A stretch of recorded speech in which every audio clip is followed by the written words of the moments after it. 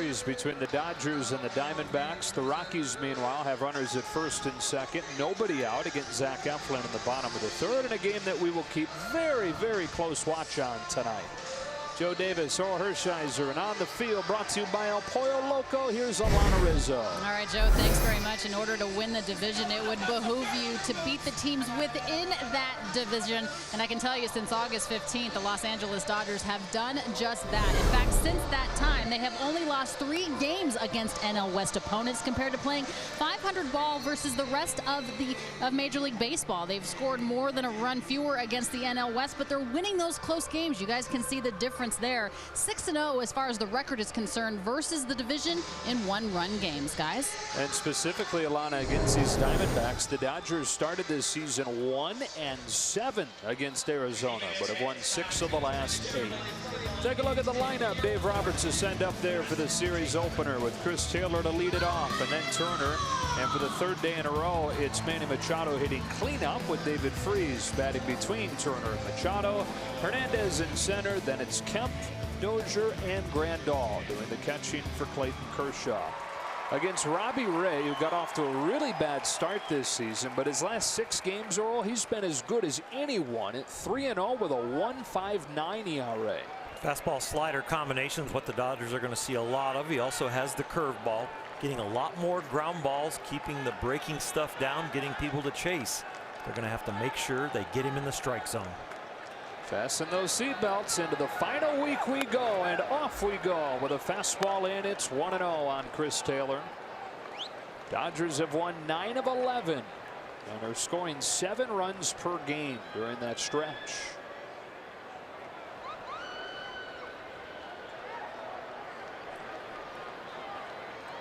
Ray's 1-0 delivery, and Taylor ropes a line drive to left, base hit. That backs Brito up to the edge of the warning track. Taylor hangs on with the leadoff single. This lineup is getting longer and longer. Chris Taylor completely out of his slump now, slotted in against lefties in the top of the order, and that's the sweet swing that we've been looking for most of the year, and one that showed up all of last year, maybe now in the nick of time.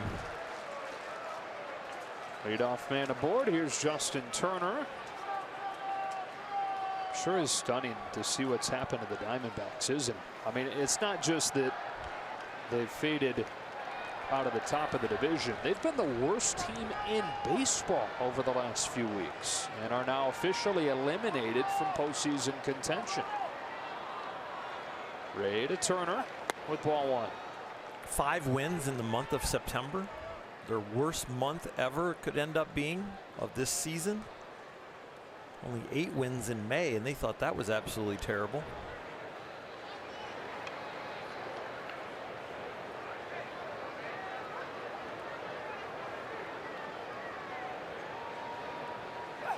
Well, they didn't do the Dodgers any favors over the weekend, getting swept by the Colorado Rockies. Arizona's dropped 7 of 8. And since taking the first game from the Dodgers in that critical series end of August, beginning of September, they were a game and a half up at that point, remember. 5-17.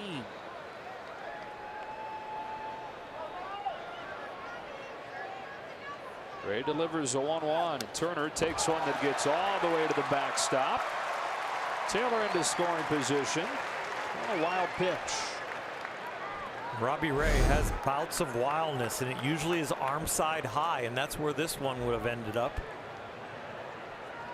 And all of a sudden he can get in a rut where he really just doesn't finish his delivery, kind of pulls out of it, and the ball just ends up high and away for him. Something the Dodgers will have to watch for and be patient if he finds that rut.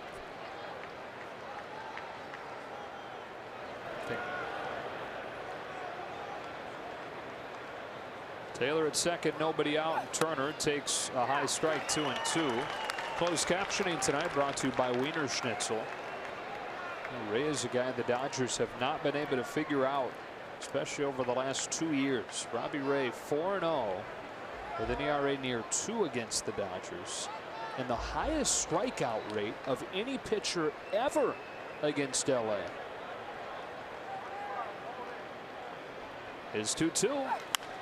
Grounded to third, backhanded by Eduardo Escobar. Dug out by Walker to get Turner.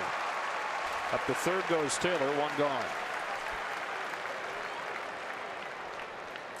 Nice defensive play by Escobar, guarding the line slightly, a couple steps and a backhand. Chris Taylor, though, a great read. You don't move up when the ball's hit in front of you, especially when it's initially hit, but you move up after the throw when you see it's going to be such a deep one from third. Taylor's graded out as one of the best base runners on the Dodgers in his 2 years as a regular for him. A man at third with one gone for David Freese.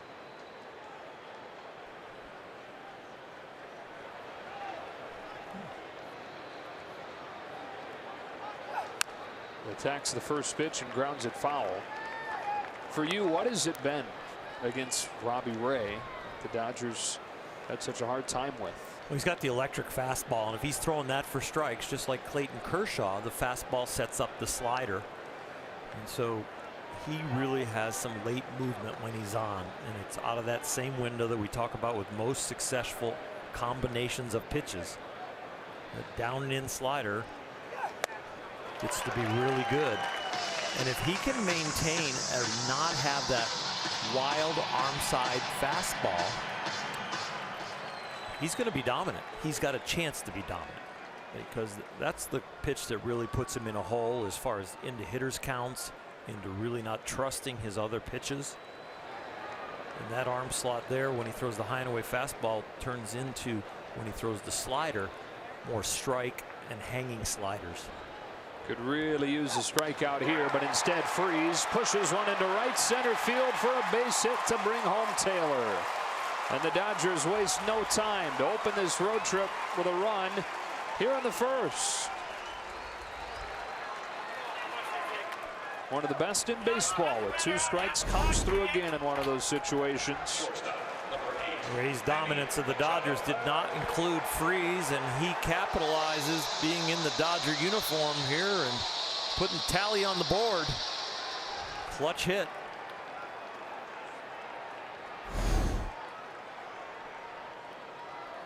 So the Dodgers won, the Diamondbacks nothing.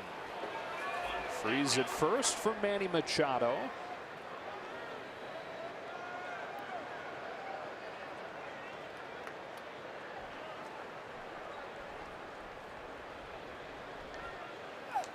Ball one.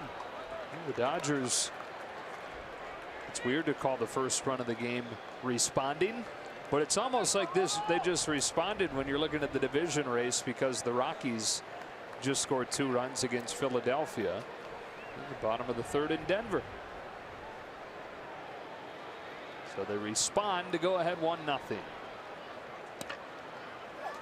2 balls, no strikes on Machado.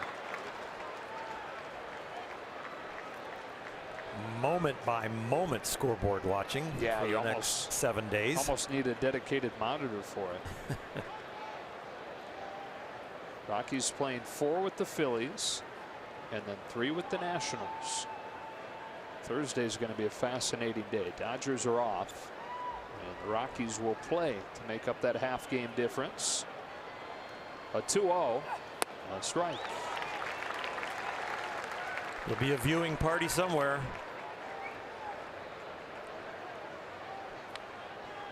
For the Dodgers, that'll be in San Francisco. They'll spend their off day before final series of the regular season. By the way, word out of San Francisco is Madison Bumgarner's already started the conversation as far as trying to push back to Friday to face the Dodgers instead of facing the Padres Wednesday. A 2-1, ball 3.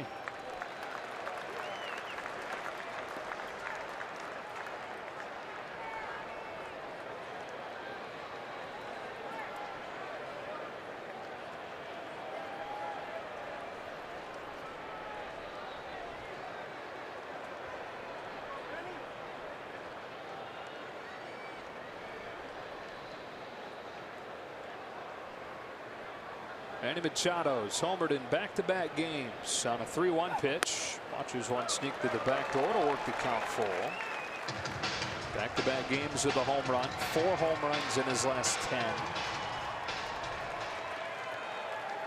Every other hitter in this Dodger lineup is hot, and in between are guys that are pretty hot. This is getting to be a really long lineup. You go Turner in the 2-hole, Machado in the 4-hole, and Kemp and his numbers against Ray in the 6-hole.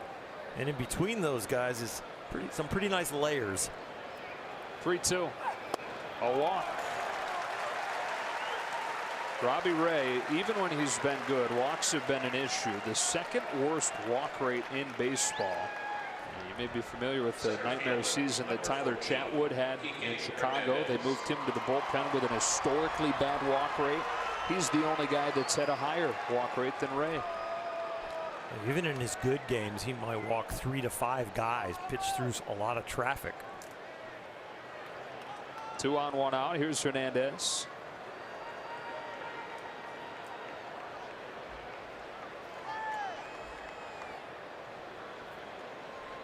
Kike, 3 career home runs against Robbie Ray. He takes ball 1.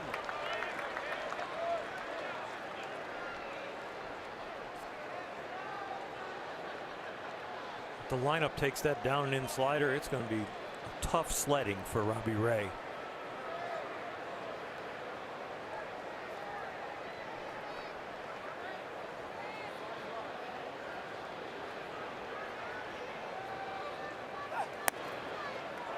Two and oh. Be tough sledding if he doesn't get that call too. Yeah, that's the curveball. It didn't have quite enough break to make it back. Joe West behind the plate, the veteran umpire, and he does not give him this breaking ball, saying it did not make it back.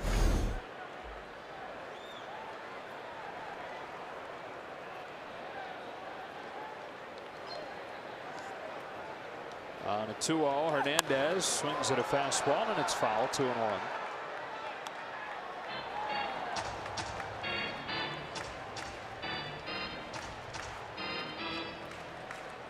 It seems like the more hits Kike gets, the more pine tar there is on his helmet. Pretty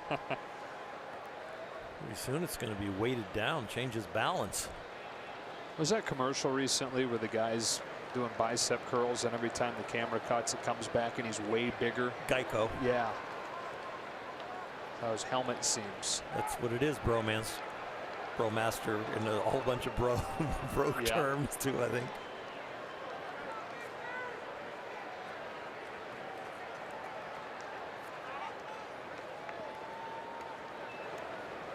I like the Western one where the belt buckle just gets getting bigger. At the end of the commercial, belt buckle goes from his knees to his chest. 2 on, 1 out, and Ray Hernandez 2-1. Ball 3. Kike pretty much a sure thing. There's a left-hander on the mound at this point. Dodgers continue to work those platoons at every spot besides shortstop, or besides third base and shortstop. Turner and Machado, pretty much everyday players.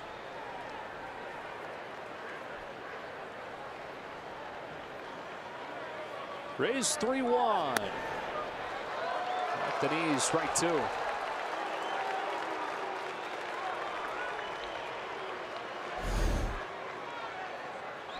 Absolutely perfect pitch in a hitter's count. It wasn't in the area where Kike wanted it.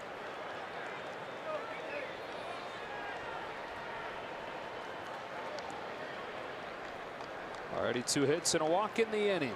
Freese at second. Machado at first, and a 3-2 that Hernandez pokes foul to stay alive.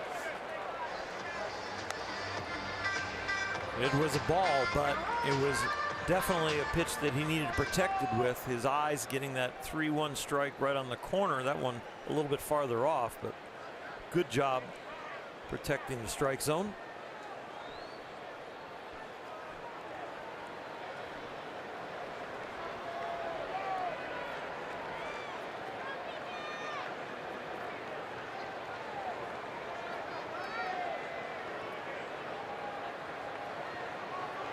Another payoff. Breaks inside. Ball 4 to load him up. That's exactly the pitch Robbie Ray wanted to make. Kike Hernandez, great job taking it. He took a great pitch in the very first pitch of the at-bat, and that one right there, spoiling the fastball off the plate to get to the 3-2 count, to work that walk. It was a very professional at-bat. So 2 hits, 2 walks, and 1 mound visit before Ray is able to pick up the second out of this first inning. And now he's got to deal with Matt Kemp, and you talked about Kemp's ownership over Ray throughout their career meetings. Matt must just see him really well. And Matt sees the fastball very well. We know across the league. There's an interesting time with the walks and the hits. If Ray's command is not good, Matt won't be afraid to pass the baton to Dozier, who looks like he might be getting ready to start heating up. But what a 34th birthday it was for Matt Kemp yesterday, finishing a triple short of the cycle. First pitch slider for a strike. Matt said he did it on behalf of all 34-year-old people and all people that are considered by some old. We can still do it, he said, even at an old age like 34.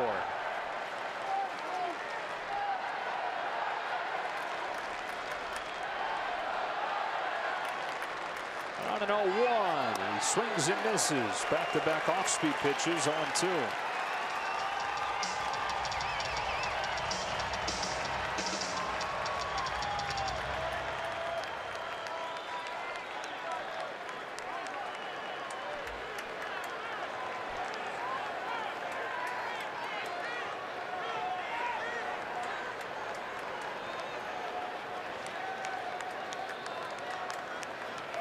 Ray makes quick work of him with 3 sliders.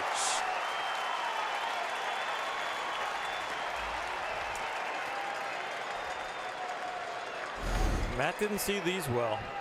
He doesn't look like he is on any of them. Number 6, Brian Dozier.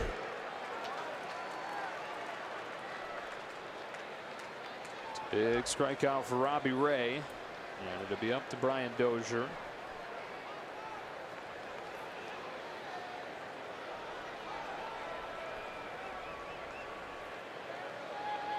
1,000th game of Brian's career tonight. And with the bases loaded, he swings and misses, strike 1. Rockies have extended the lead. It's now 4-0 against Zach Eflin and the Phillies, who, by the way, have been the worst team in the National League if you go a little bit farther back. 14-28 since early August. Across baseball, only the Baltimore Orioles have been worse than the Phillies in that span. The 0-1. About a month ago, when you're looking at the schedule and you're projecting strength of schedule, you would have thought these games against Arizona would be on paper a lot tougher. Maybe not now. That equation doesn't look that way. And the same thing with Colorado, Philadelphia. We thought Philadelphia would have been a tough opponent for them, but they're cold too. Well, they faded from contention as well. Dozier smacks onto right center, but Owings is there, and the inning is over. Well, maybe missed opportunity for the Dodgers there to put up a crooked number. They settle for 1, and Clayton Kershaw goes to work when you come back.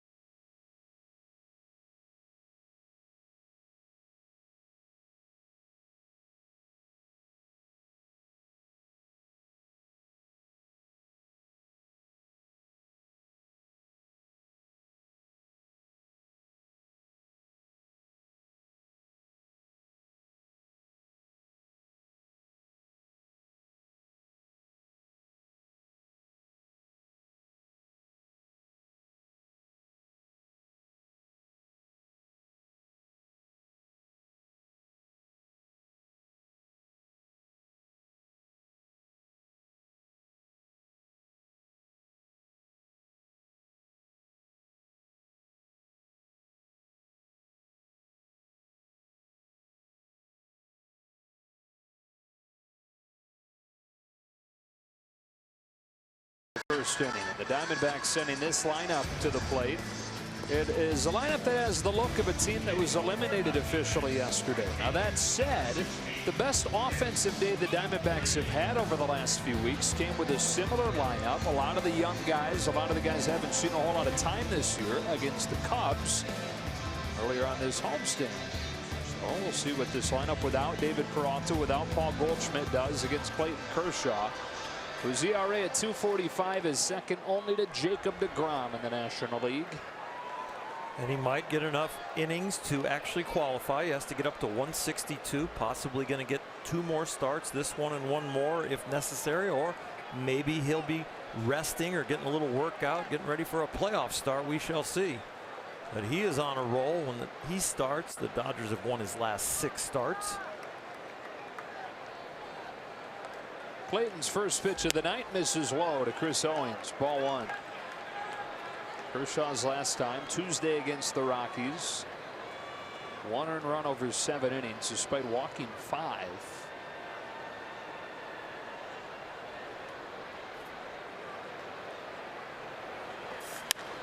Owings skies the first pitch to left, or the second pitch to left, and Taylor's there to catch it for the first out. And we go down to Atlanta. Arizona Diamondbacks eliminated yesterday, so you're wondering what types of lineups they're going to see as far as the Dodgers are concerned. The same could be said for the Giants as well. But Steve Gilbert, the Diamondbacks beat writer for MLB.com, tweeted earlier that Diamondbacks manager Torey Lovullo said he spoke with Rockies manager Bud Black yesterday and told him while he may rest a player or 2 in this Dodgers series, they would make sure to do their best to win. Talking about, again, the integrity of the lineups, the integrity of the game. And they are resting Paul Goldschmidt and Peralta today, but expect those guys to likely be back in the lineup the next couple. I don't know about you all, but if I was Bud Black, I'd be looking at this lineup and saying, what did we just talk about? Yeah, a little bit. But you know what, as bad as their offense has been, sometimes you want to shake it up. And you mentioned a little bit ago that the day they shook it up, they scored 4 in the first inning. They continued to, I think, get 9 on the board. So you just never know where the offense is going to come from. 2-0 to Escobar is lifted to left. Sinking line drive for a base hit.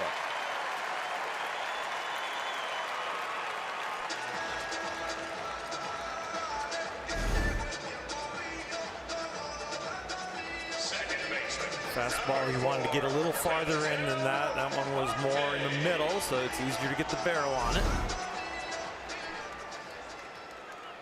1 on 1 out as Kershaw makes his 5th start against Arizona this year. Remarkable number. Kershaw has given up 7 runs against Arizona this year on 7 solo home runs.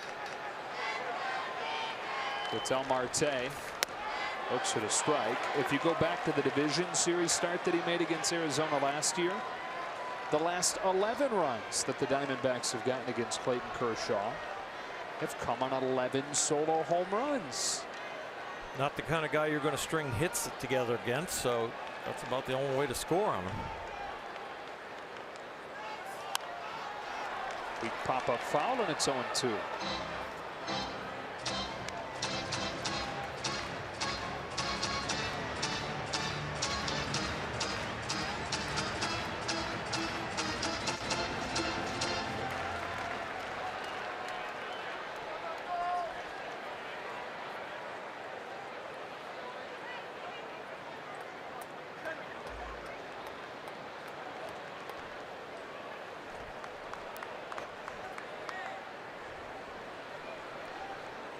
Marte, who's 1 for 13 lifetime against Kershaw, finds himself in a hole here.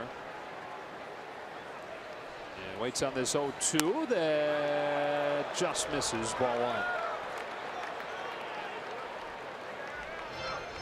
1. West has had a few pitches out there that the pitchers thought they threw for strikes, but haven't gotten the call. And you just ask for the home plate umpire to be consistent for the hitter and for the pitcher.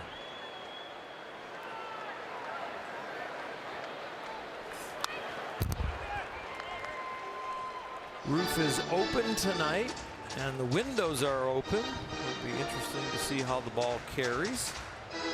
Usually carries better when it's open.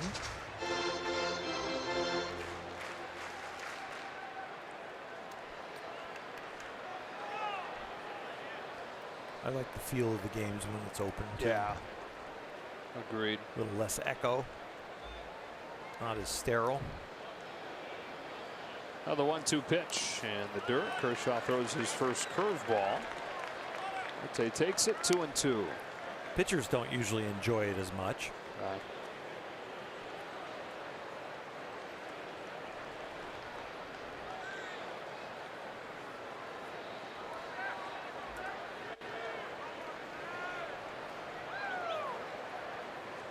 Escobar with a good lead at first. He's got good wheels. Not running. Shot to right. Kemp won't get there. Escobar busting his way around third. He will come home to score, tying the game at 1. And Ketel Marte with his major league leading 12th triple of the season.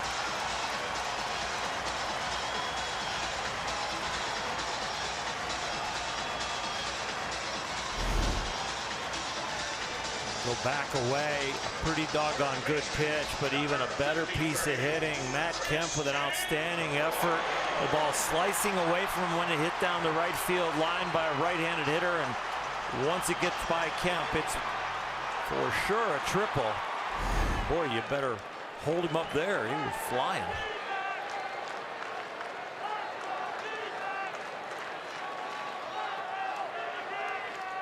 So tied at 1 in the last of the first. The infield comes in for Dave Roberts as Christian Walker comes up.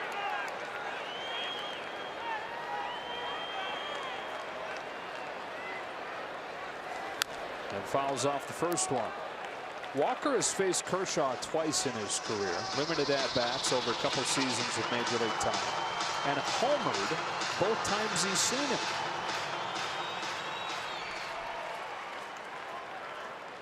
It's got to be rare air. Probably one of a kind. As far as specifically against Kershaw? Yeah.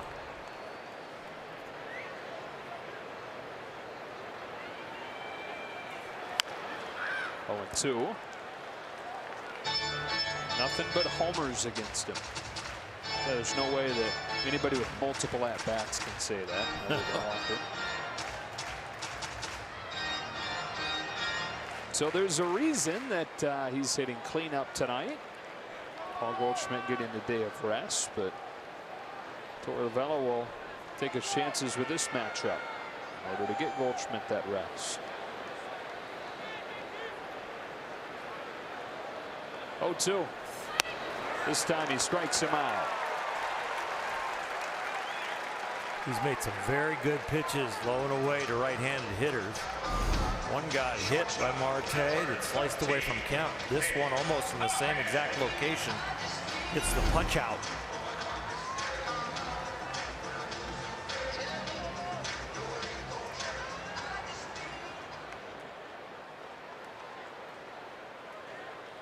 So a man at third with 2 gone, and it's Nick Ahmed. It was 1 for his last 23. Biggest issue for the Diamondbacks in this 5-17 spiral has been the offense, which has been below league average all year, but especially bad over the last month. Inside corner for strike 1. A 3-game sweep against the Rockies this weekend. They scored 3 runs.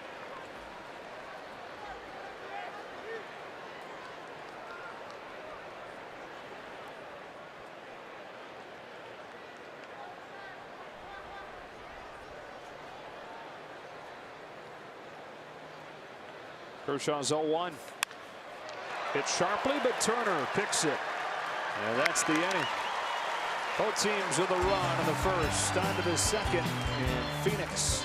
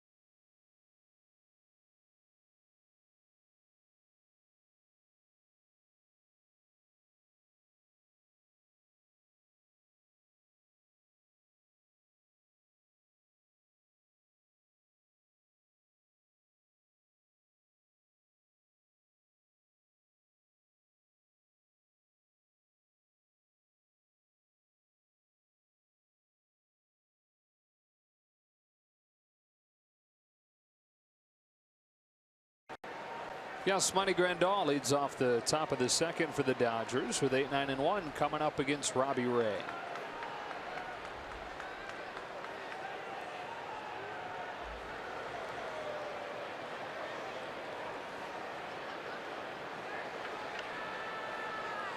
Lone hit over the weekend for Grandal is a majestic home run from the right side of the plate. Takes first pitch breaking ball for a strike. And one encouraging thing happening lately, while the batting averages continue to not look very good, he's started to walk more recently. 7 walks to just 5 strikeouts over his last 7 games. It's a towering fly ball to left center field that will not carry. And Socrates Brito puts his glove on it for the first out.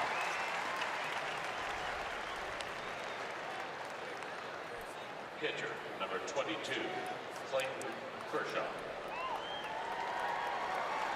Here's Kershaw.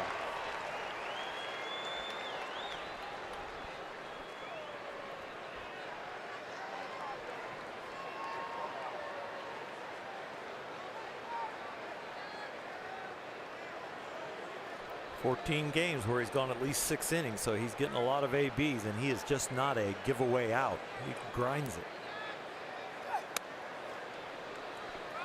I mean, he's no Hyun-Jin Ryu, but he's pretty good.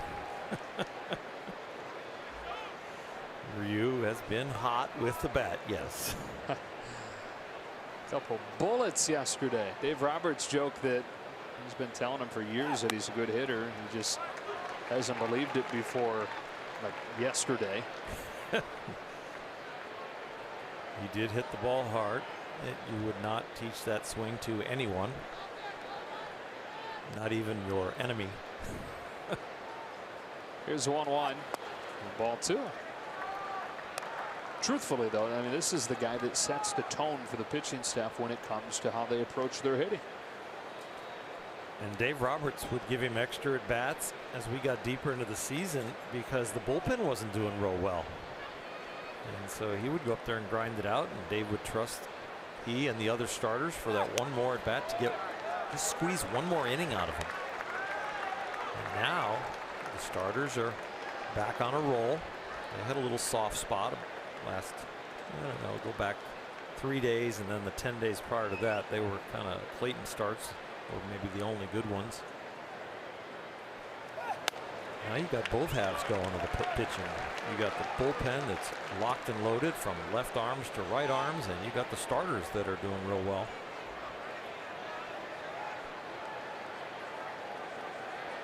Fewer and fewer holes in the roster where you go, oh, they're going to need this or they're going to need that.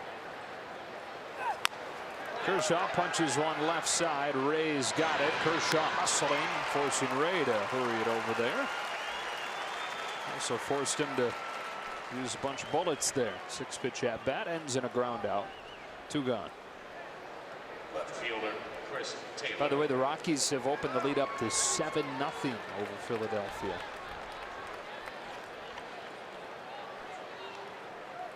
The hope now for the Rockies losing is that they're playing in Colorado. Yeah. 7-0 is like 4-0 in another ballpark. Taylor started the game with a base hit, came in to score on a hit from David Freese.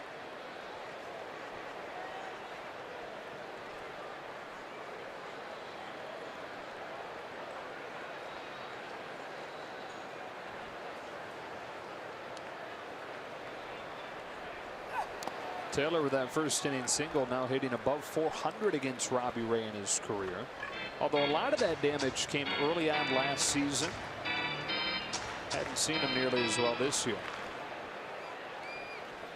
Speaking of that Rocky game, yeah, John Gray is the starter, and it seemed like he didn't want any part of a big game in his last outing, especially against the Dodgers. There's a bit of a backstory to why he's a starter. As Taylor rolls one to short.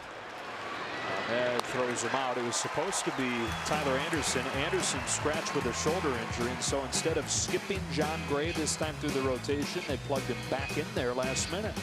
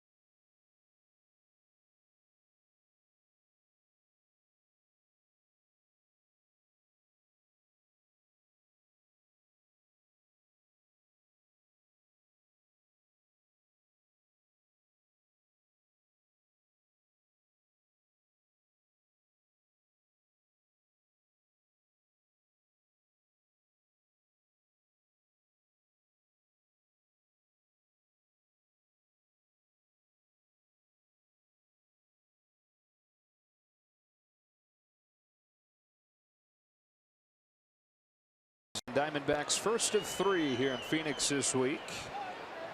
RBI triple for Ketel Marte, tying the game in the bottom of the first. In the second, it's A.J. Pollock to lead things off.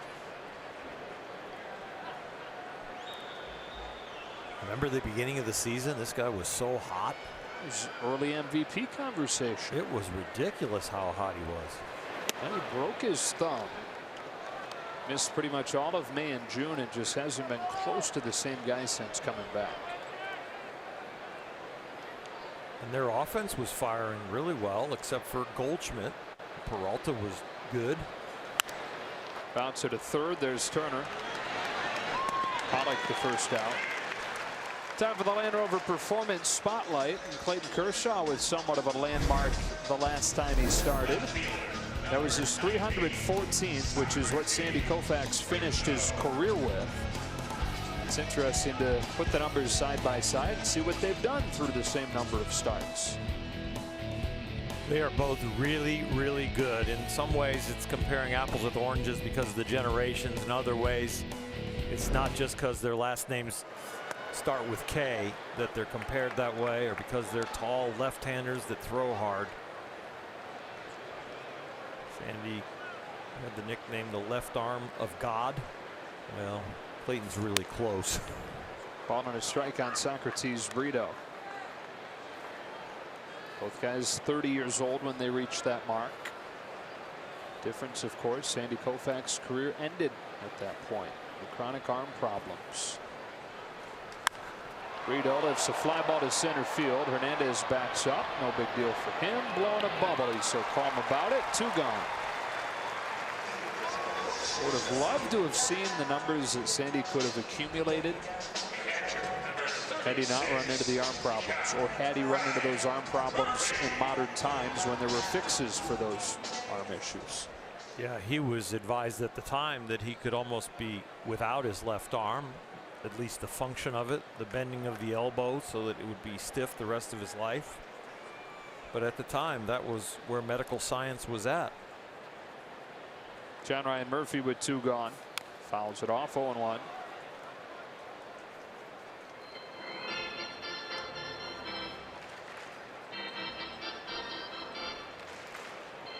They can do so many things now with the elbow that could have been wrong with Sandy. That, of course, replace the ligament. Of course, get in there and clean it out. Maybe some bone chips. Reroute the nerve so that you can get rid of some of that pain. But, that was not available to him. Curve misses 1-1. And that final season that Sandy pitched, late July, he had a 168 pitch complete game, following a 10-day stretch where he had pitched 4 times. 2-1.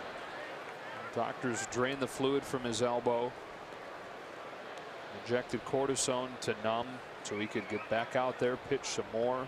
4 days later, he did. 11 inning complete game, struck out 16, and somehow didn't miss a start the rest of the way. There was no such thing as going in the training room with aches and pains back then. That the training room was taboo, and the training room wasn't well stocked with a lot of things. A little rubbing alcohol, maybe some Ben Gay to rub in, or that's inside the line. Fair ball from Murphy. Into the corner. Kemp picks it up. Murphy hangs on with a 2-out double. They had some skin irritants back then that would be so painful you'd forget about why your body was hurting. It was just like putting hot coals on your skin and just having it as you sweat with the red hot on you. Your pores open up and it just gets hotter and hotter, and so you're just feeling the burn of the red hot and not the aching elbow or the aching knee or the aching whatever lower back. There was a whole lot of masking agents going on. 2 outs for Robbie Ray.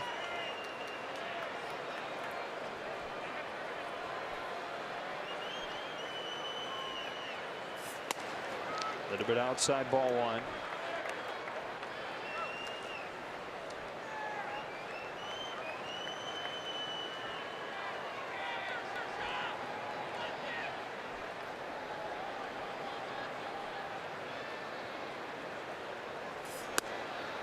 That's a strike.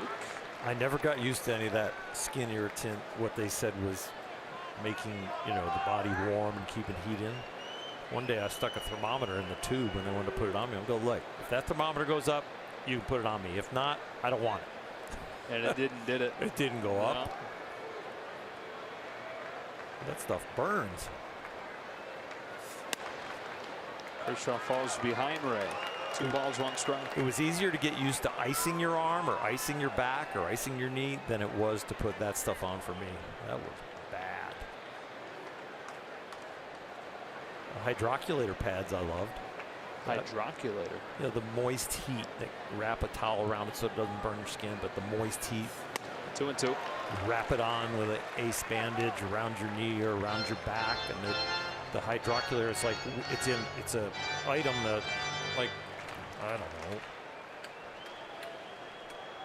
a device that has boiling water in there, and you pull the towel-like thing out and you wrap it, and it's this moist heat that just kind of, it's awesome. Just moistens your body. It's like being in a jacuzzi, but without having to be fully submerged in water.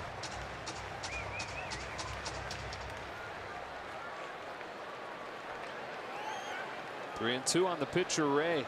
After the 2-out double from John Ryan Murphy, Kershaw comes home with a 3-2 and gets him swinging to finish the Diamondbacks in the second. Tied at 1 as we move along to the third.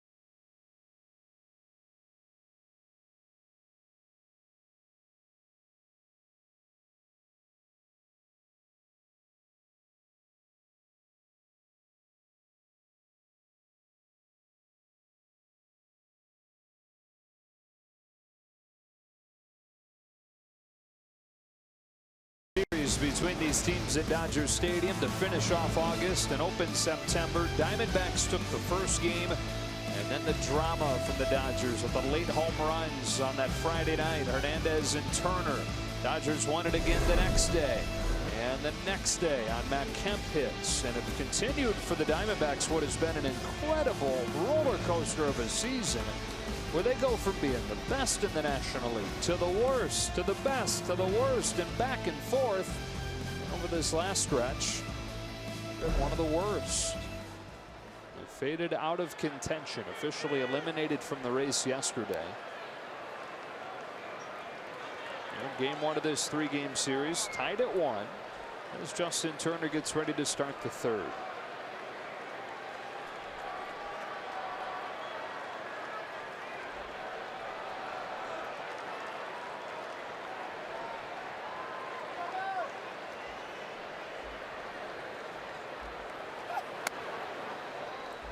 First pitch breaking ball misses, 1-0. And Robbie Ray was the starting pitcher for game 1 that the Diamondbacks won in that 4-game series. Held him to a run over 5 1/3. And during this 5-17 stretch, Ray has been the pitcher in 3 of those 5 wins.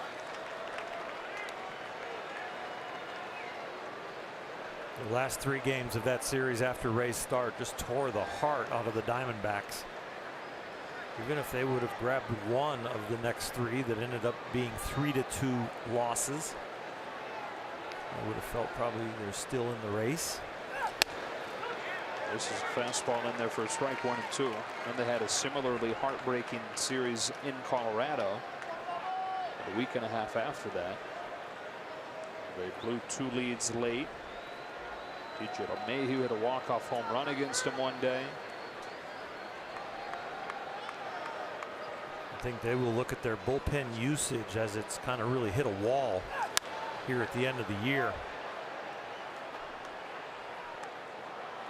Trying to do everything you can when you're in a 3-team race, and as you're managing, you're trying to use your best parts, because all of a sudden you used to use certain parts when you were ahead, certain parts maybe when you're ahead and tied, and then all of a sudden you get in a 3-team race and there's like 30 games left, and all of a sudden it's like down a run or down 2 runs. I still got to use my good pieces, and those guys got tired, I think. I'm not picking on the Diamondbacks at all, as much as just that's kind of the nature of a big league season when you have these tight races all the way to the end. Ready to Turner, 1-2, and Turner hooks one to left. That's a base hit, and it gets by Brito to the wall. Justin Turner opens the 3rd with a double.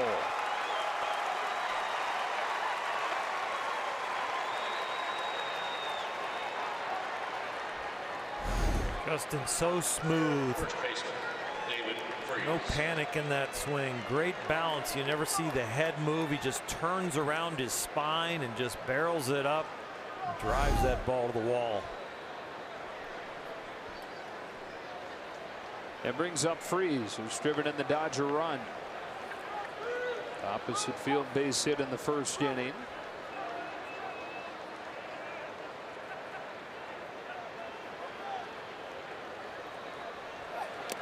Cross Murphy up.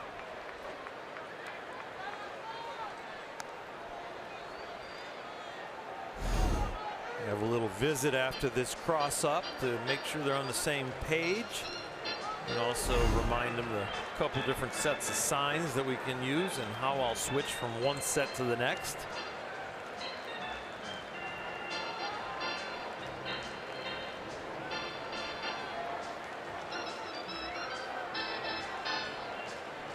It's a spot where Robbie Ray's been really good this year. Opponents hitting .181 against him with runners in scoring position.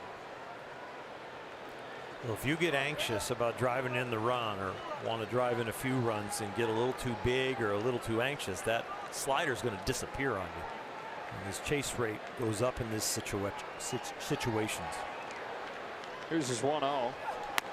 That's a strikeout. Freese, 1-1. Breakout season last year. It was 15-5. His ERA was below 3, and Dodger fans will remember with joy watching the wild card game, seeing the Diamondbacks have to bring him in out of the bullpen because there was this huge fear about having to face him game 1.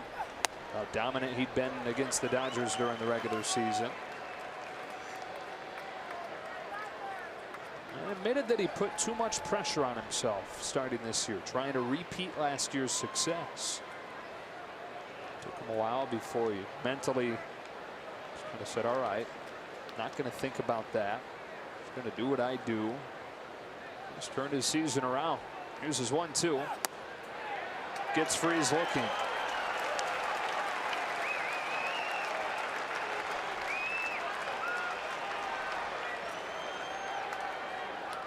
Let's go down to Alana.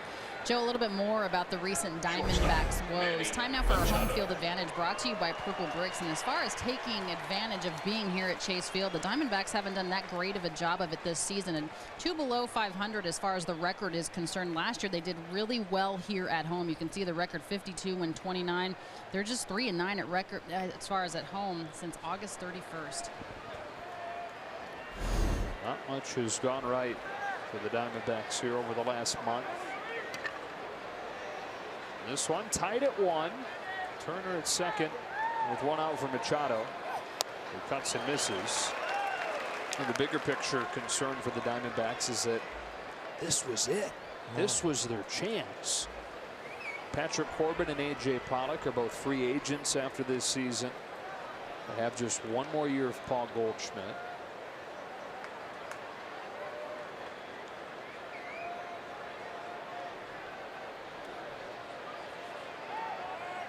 So Goldschmidt and Arenado are going to be in the same free agent class. Yeah. Some pretty good bats that'll be available there. You'd think that both sides would do their best to try and negotiate long-term extensions. And those are not just bats, they're defenders and team leaders. Yeah, you're right. I mean, we talk about the free agent class of this year, which is considered the greatest ever. But it ain't going to be bad the next year. Ball on a strike on Machado. Of course, will be a part of this year's free agent class.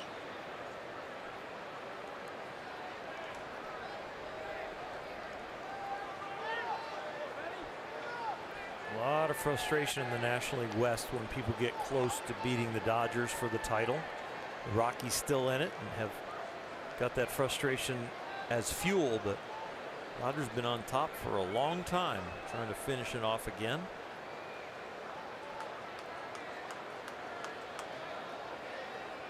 You don't fault organizations for trying to time it up to knock out the champ.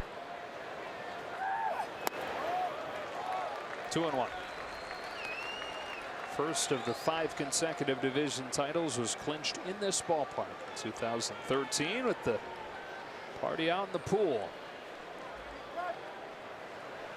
If the Rockies would lose 3 and we would win 3, that pool has been told is not available. They're going to put a lot of chlorine in. Make it burn if you get in. 2-2. Put some of that icy hot stuff you're talking about in there. Yeah. Or just drain it.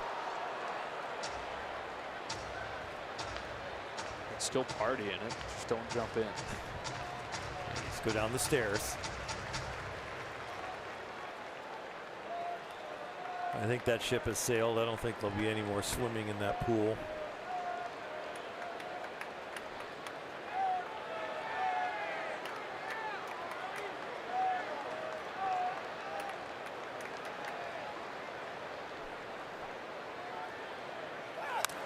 Got a piece of 95, and we'll do the 2-2 again.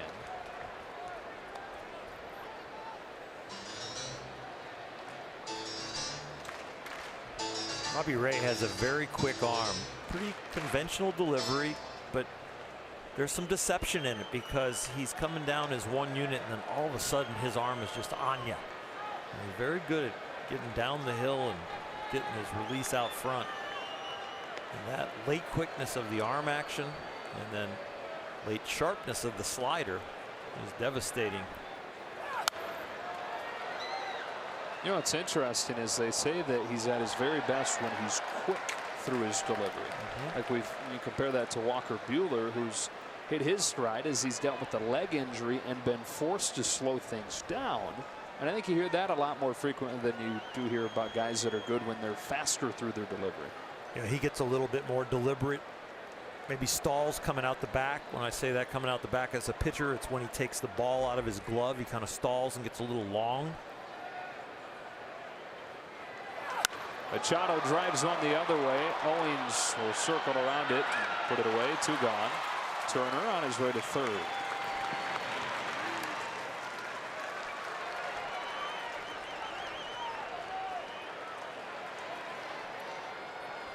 And up comes Hernandez.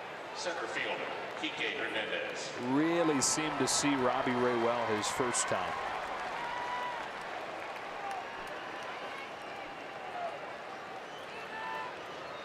I would not want to pitch to this Dodger lineup right now. They've got a lot of guys that are seeing the ball well. They've got guys that are extending their hot streaks like Justin Turner. Manny Machado now catching fire. Matt Kemp. Kike has been solid as a rock. Chris Taylor starting to really put some big at bats on you.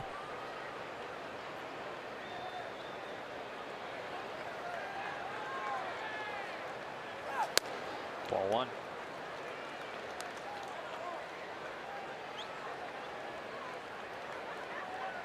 Starting to look how you, on paper, expect it to. When you plug in names like Machado and Dozier and Freese into the equation from what the Dodgers already had.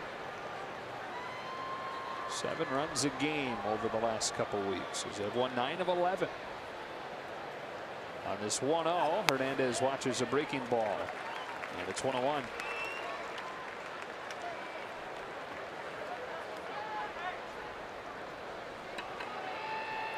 It's moved really from a team that you hope scores runs, you know, that boom and bust reputation, to a team that should score runs. It just feels more methodical, more endless as far as the names and the resumes that are coming up there and the at bat they put on you. A little bit more like a championship lineup. 1-2.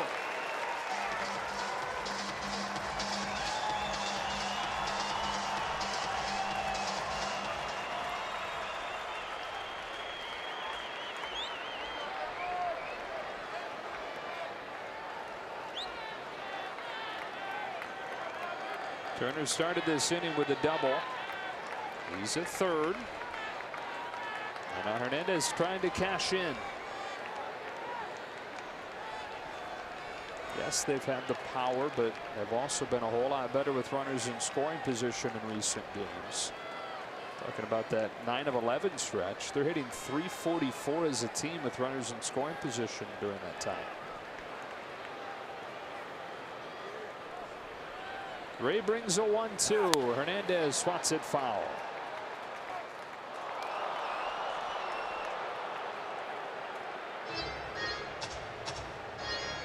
Kiki in his last at bat had some really good takes. Had a nice spoiling swing like that last one right there that kept him alive, that then ended up working the walk on an up and in slider. Same kind of look in this at bat. See what he gets on 1-2. Buried a slider to get him, and the Dodgers unable to take advantage of the leadoff double.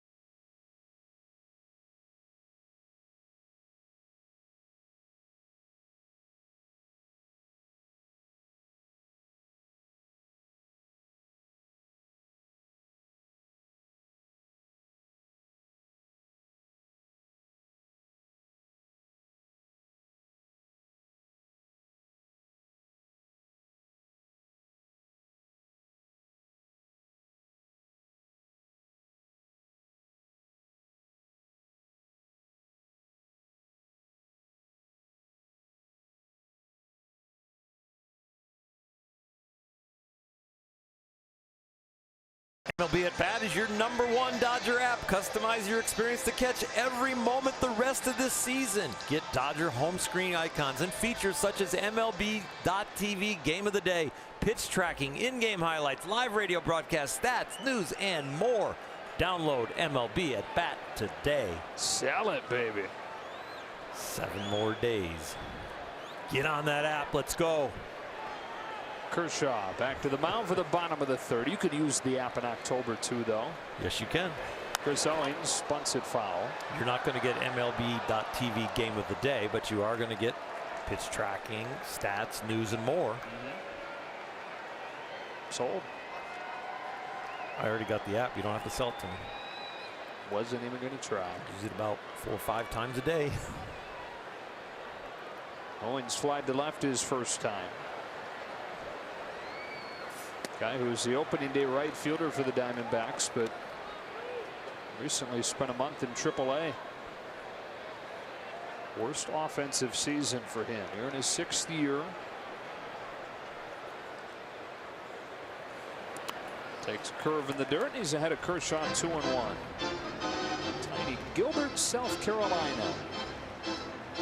One of 3 boys in his family, all of them good baseball players. Like both brothers had short pro stints.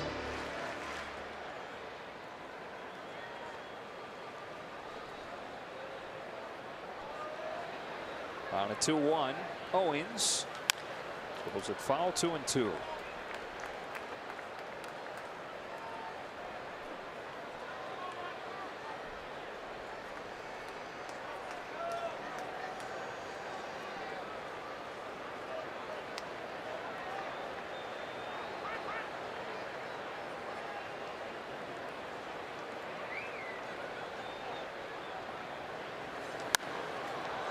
Still 2 balls and 2 strikes.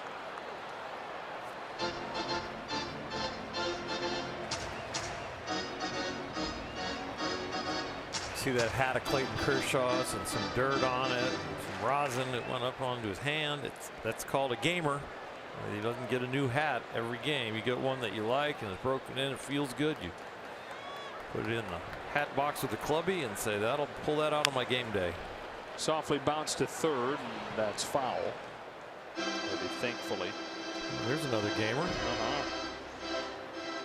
How'd you like to have one of those? You know, be able to take those home for the man cave or the office, or pretty cool merchandise there. The jerseys get scrubbed every night. Matt Kemp's gets Pine Tar's jersey. Kike does. Justin Turner. They get scrubbed up, and the players don't mind everything getting cleaned up. But don't touch my hat.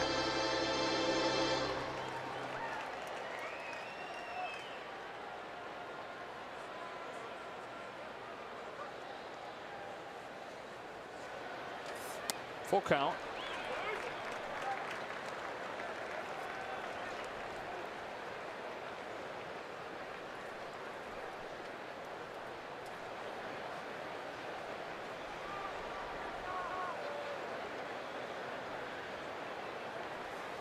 Kershaw gets him. Strikeout to open the 3rd.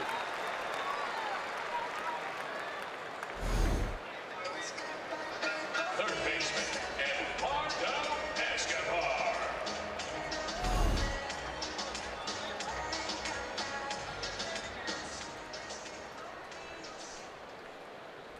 1-1 game, last of the 3rd. Here's Eduardo Escobar. Of course, you had a hat in a pretty important spot disappear on you, right? Yeah, it was a pretty important hat. It was a hat that I wore pretty much all year and got ripped off my head. I think at some point it was pretty special during a special season before a special World Series. But It has a happy ending, though. Got it back. And you know, when we move from regular season hats to playoff hats, and all of a sudden you get the decal or the crest on the side, Major League Baseball comes in and they'll heat press those on to what you want done. And so the Dodgers move on. Don't think that in game 1, if Clayton's pitching that game, that it's still going to be a dirty hat with a seal on the side of it. 1-2 on Escobar. So what exactly happened with yours? This obviously is 1988. 88, I think it's the Mets in game 7. I think it gets stolen off the top of my head. Like what? You just... You know, like the celebration, and fans probably come on to the field. I'm sure that's what had happened, you know, and all of a sudden it's gone. Or it was off my head from my teammates, and it got taken from, you know, off the field. So it all worked out in the end. Fans brought it back to you. That's what I have 4 or 5 guys that brought it back to me. It was I think Fred Rogan actually went on a mission to help try and find it, because Fred was covering the team at the time and interviewed me, and I said, you know, that's a pretty special hat. I'd like to have that one back. That hat's seen some things. Yeah, not superstitious either. It just fit good, and it happened to be the last hat I was wearing when we were going off to the World Series. So yeah, it was pretty special. Here's a payoff. Escobar swings and misses, and Kershaw with back-to-back Ks to start the third. Was it the hat that you had worn through the 59-inning scoreless streak? Yeah, that's I forgot about that. Yeah, same one.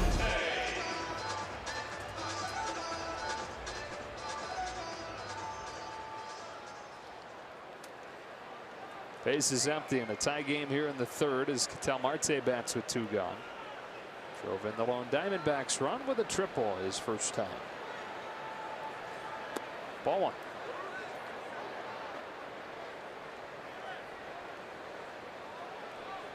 Did you have to pitch a game with a different hat, or did you get it back in time for your next start? No, we got it back in time. Okay. Yep. You're bringing back all these memories. Like, you know exactly what happened. You're trying to draw it out of me. Towering drive left center. Ketel Marte way gone to give the Diamondbacks the lead.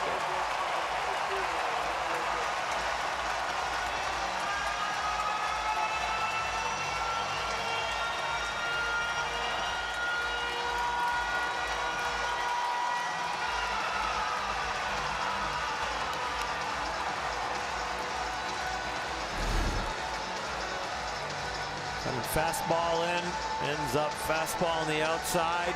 Probably, if you look at the data, he's much better out over the plate. If he isn't, he just improved. Got a couple portions of the cycle out of the way, the 2 most difficult ones. His first 2 times up there. RBI triple in the first, solo shot in the third. 455-foot home run there. Christian Walker with a check swing roller, and Freese will step on the bag to finish the inning. Arizona takes its first lead of the night.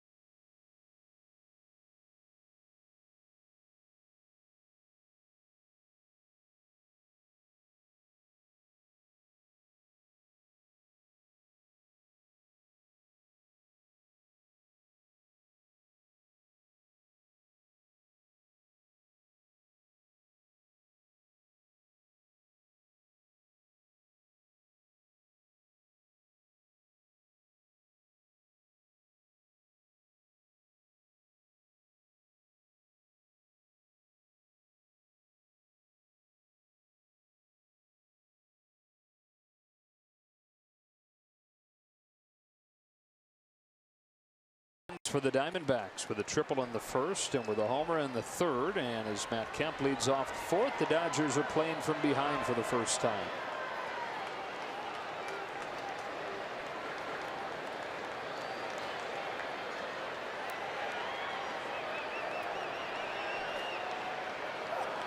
One ball, no strikes.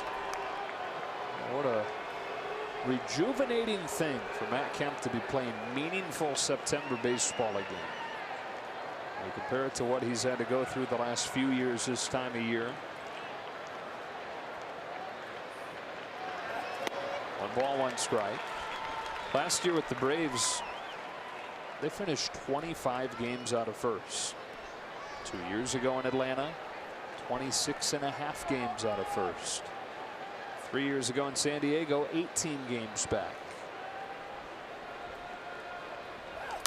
It's fouled off 1-2.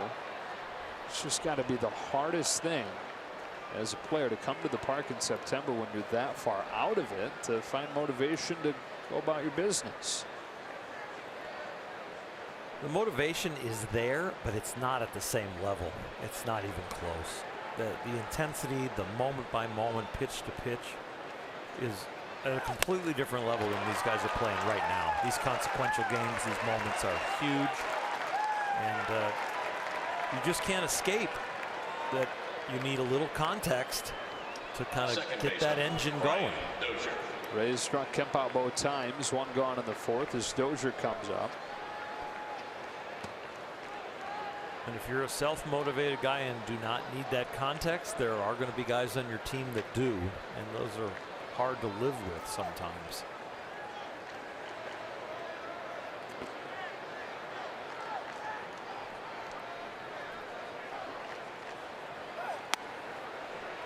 Strike one. Boy, Dozier in a tough place right now. He continues to hit the ball hard like he did his first time, lining it to right. But is 4 for his last 53.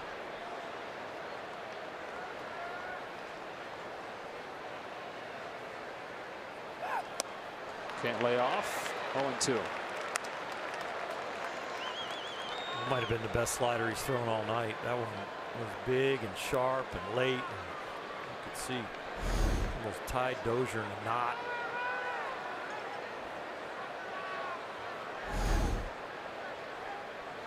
Even Murphy pointed out at Ray like, that's it. As Ray has dominated the Dodgers in recent years, they're hitting 114 against that pitch.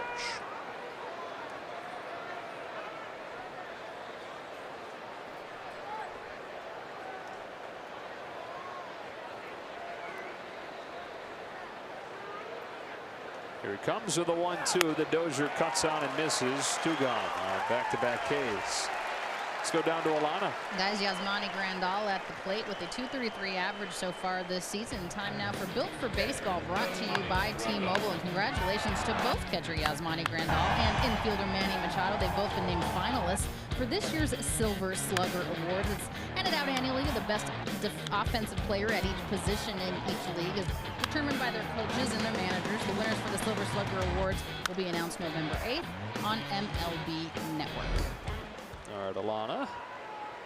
And here is Yasmani with 2 gone, taking ball 1. And I guess this is a dumb question, but what league is Machado up for the Silver Slugger in? Well, I would think it's the American League just because of the bulk of the statistics.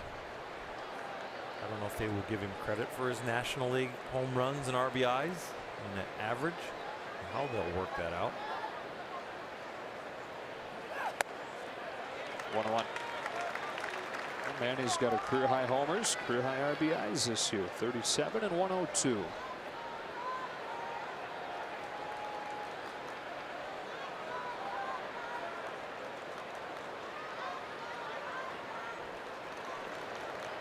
Rays 1-1. 1 ball, 2 strikes. Chance for him to strike out the side here. Go back to that first inning. Dodgers let him off of the hook. They got 1, but had the bases loaded with just 1 out and couldn't get any more in. And now they're looking up at the Diamondbacks. Down 2-1 in the 4th. With Ray really starting to feel good.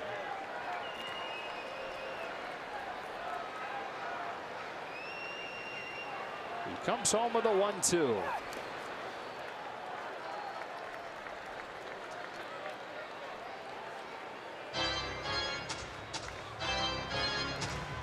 You mentioned earlier with Ray when he's going good that he's more aggressive, a little quicker mechanics.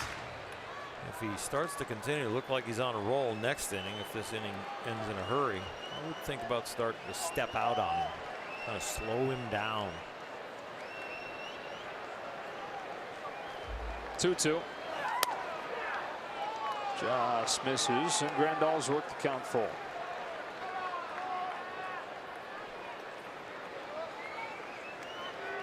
Gets on the rubber right here, and he locks in and looks for the sign, and then all of a sudden he looks like he's about to start. It's a good time to get something in your eye, like right about now. Slow him down, let his heart rate come to a little bit of a rest. I like that part. They couldn't get on the same page. Monty did it too.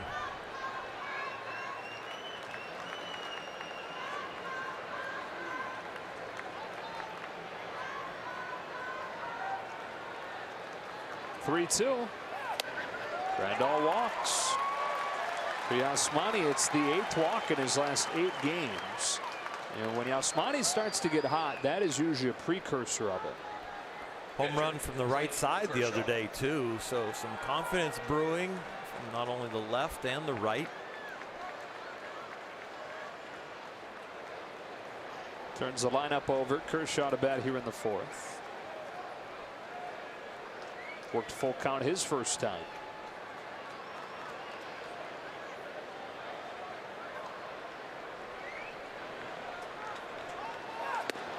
One and 0.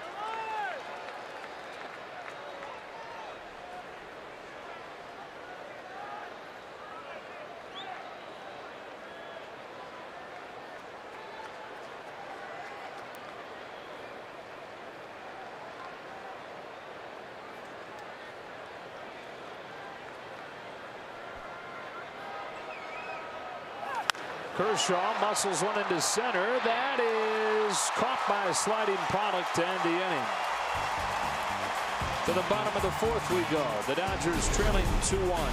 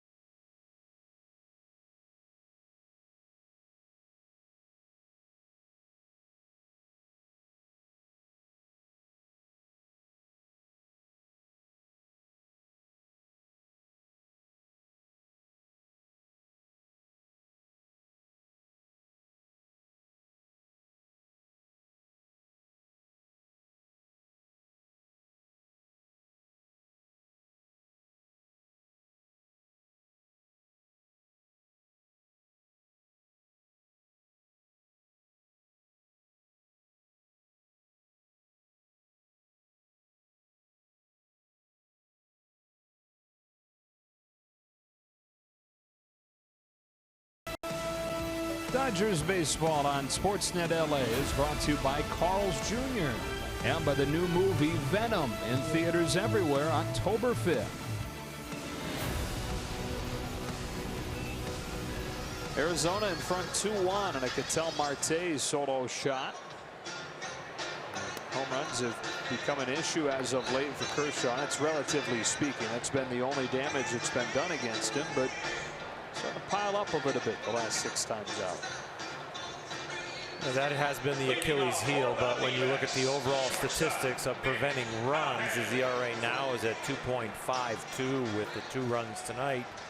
So that would be 2nd in the league behind DeGrom. If he would get enough innings, that's where he would land at the end of the season. He needs 10 or so innings more. So we'll see if this outing brings some more innings, and then if he does get another outing in the regular season. 5, 6, and 7 for the Diamondbacks here in the 4th. Nick Ahmed is 0 for 1 and 1 for his last 24.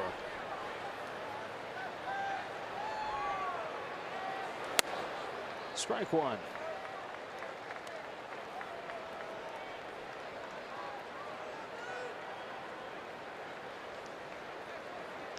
Rockies are up on the Phillies 9-1.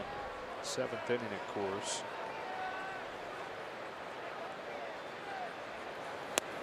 Nothing in 2. John Gray pitching into the 7th in that game. Trevor Story, by the way, back in the lineup tonight, 2 for 4 with 2 doubles. His first game back since the elbow injury at Dodger Stadium.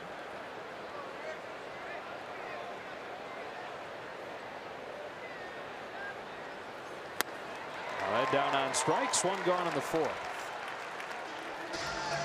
Purchase 2019 season tickets to enjoy exclusive experiences throughout the season and guarantee your seats for great promotional nights and exciting matchups, including the Cubs will be in town at Dodger Stadium and the Yankees. Receive 2018 postseason rights with your purchase of the 2019 season tickets. Visit Dodgers.com/season tickets. 1 gone for A.J. Pollock.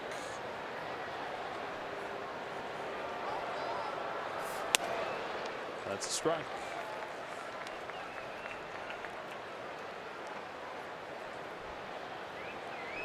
Shifted over to the left side. Dozier playing up the middle as a shortstop almost. Machado playing over there as a guy in the hole, like if it was a third baseman, and Turner guarding the line.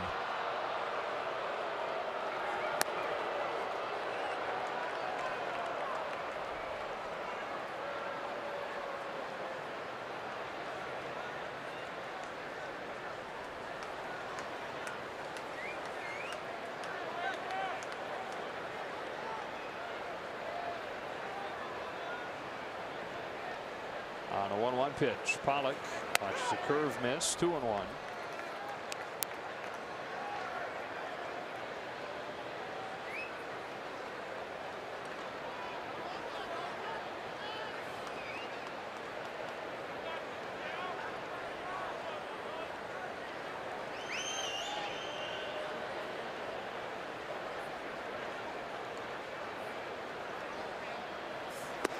Ball 3.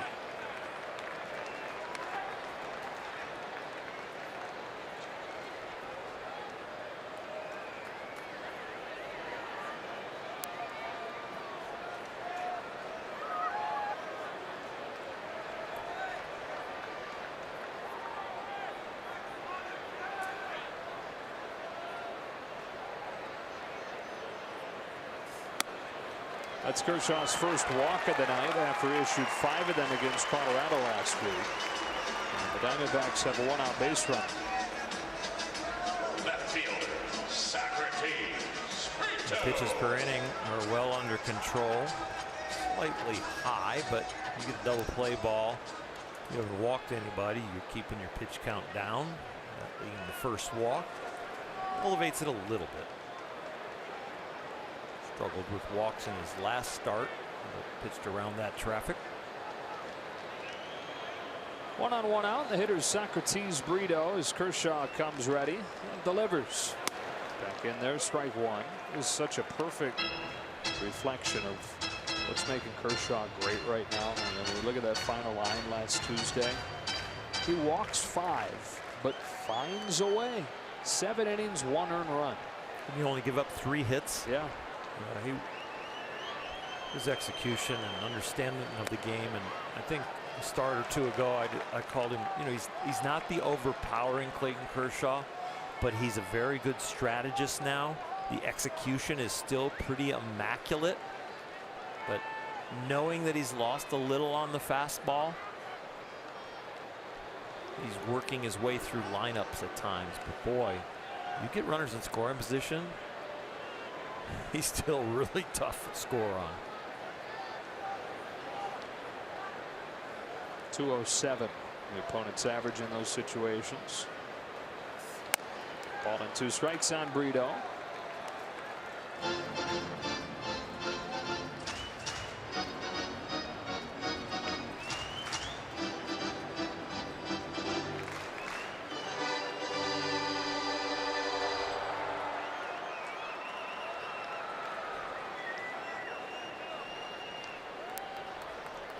Here comes a 1-2. Brito swings, flips it off the end of the bat to short center field. Hernandez comes on and makes a running catch.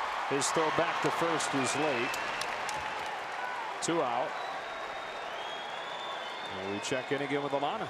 Joe, Dave Roberts took a little bit of exception earlier today when he was asked why Clayton Kershaw isn't the same type of guy, the way that he pitches. And you know what he said? It's about the pitch usage for Clayton. He's relied on the fastball in the past, but he has 3+ weapons, and at times he uses those weapons, the off-speed stuff, the breaking ball, to get to batters. He said, yes, I agree the velocity is down, but he is the same guy. He's attacking guys the way he thinks is best. So using that stuff that's not necessarily relying on the fastball, not always that devastating curve, but still getting the job done effectively. Throwing more off-speed pitches than any starter in baseball. John Ryan Murphy with 2 gone. That is foul and strike 1.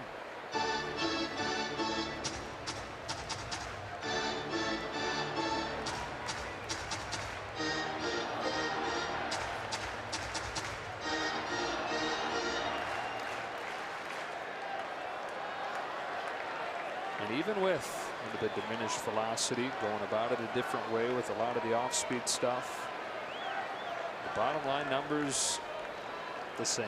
2.45 ERA, second best in the National League. Finding a way.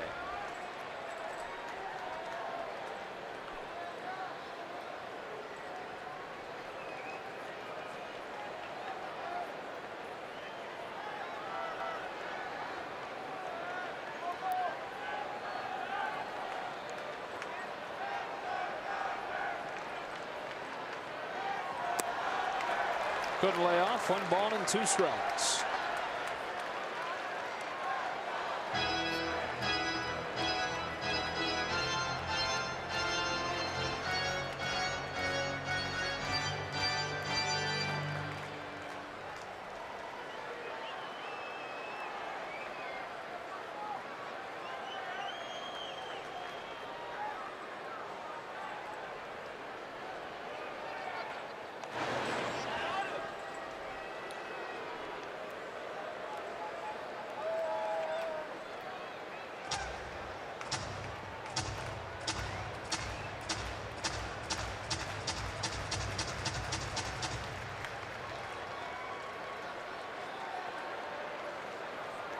Kershaw home 1-2.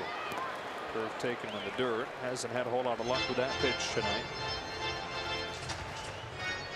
That's a pitch that I think he needs to land. He wants to land, but you're right. The command has not been there. But you still can't abandon it. You've got to show it to the hitters.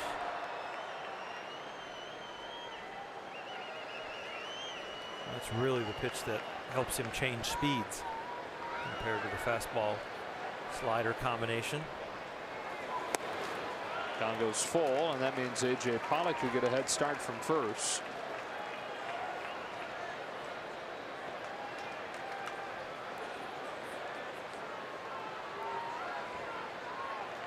On that curve tonight, he's thrown 12 of them. Hasn't gotten a swing and a miss. Hasn't gotten a called strike. A couple foul balls, but not the best night for his curve. Here goes Pollock. Murphy yanks a liner to left. Taylor's got it, and the inning is over. Through it 4 in Phoenix. The Diamondbacks 2, the Dodgers 1. Back to Chase Field in a moment.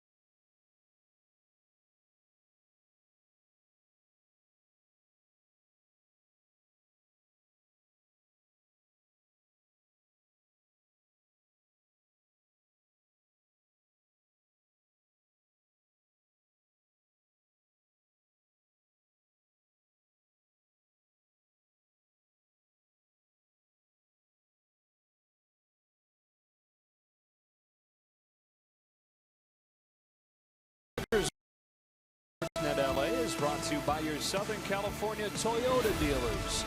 Toyota's 2018 clearance countdown is on.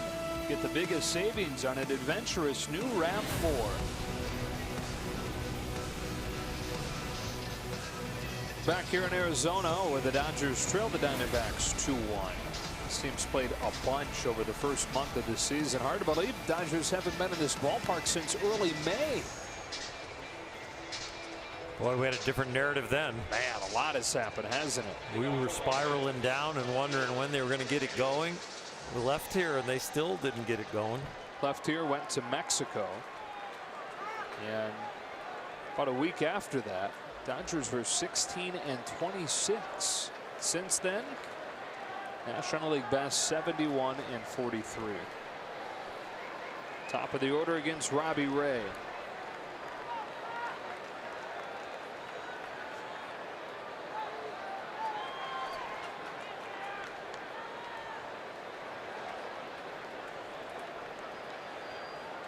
Chris Taylor finished off the bottom of the fourth with a nice defensive play. Watches a first pitch breaking ball for strike one. First step quickness gets you there, so you're not laying flat out and trying to pick it off the ground.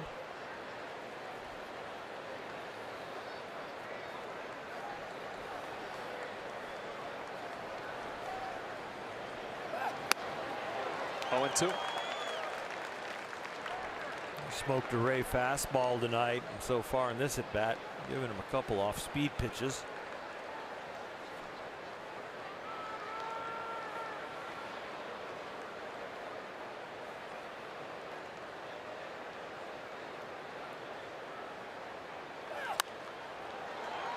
Fastball there fouled, and still no balls, 2 strikes.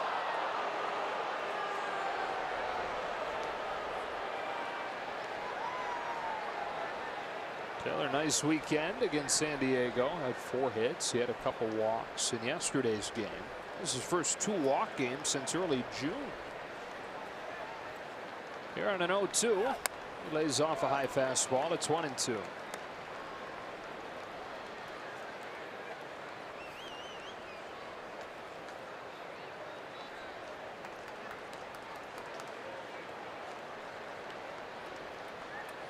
Turner and Freese follow Taylor here in the 5th.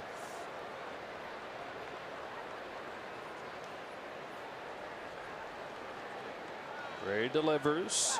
Taylor swings and misses at a ball in the dirt, taking nothing for granted. Dead sprint down to first, forcing a throw from Murphy.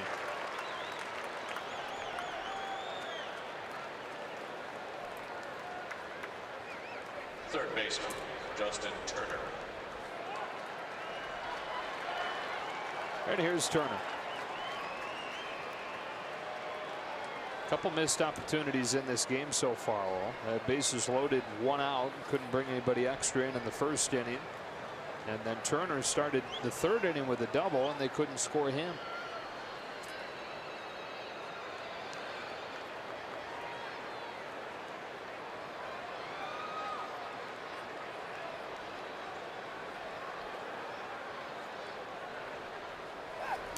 One and 0.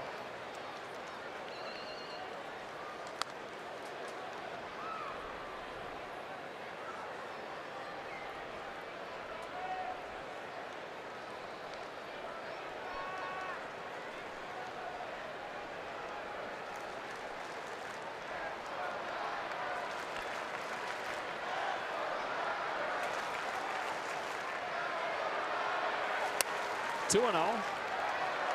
Let's go Dodgers chant ringing through Chase Field. There's a lot of blue in here tonight. Made a lot of noise during that first inning. Hasn't been a whole lot to cheer for since.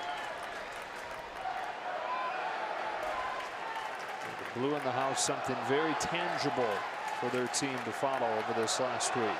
Diamondbacks on the other side of that. So disappointing for the folks here in Phoenix. It looked like it was their year.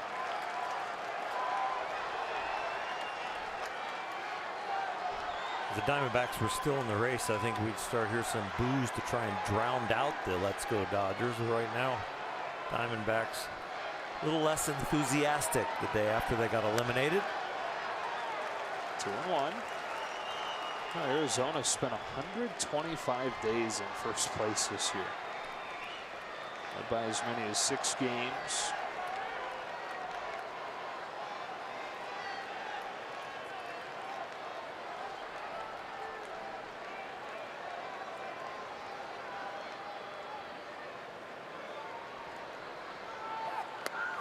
At the knees, deep in the count on Turner.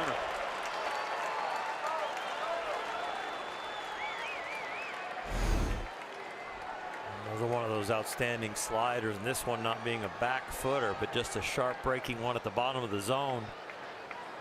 See how it just clips the hollow of the knee, Justin's front knee.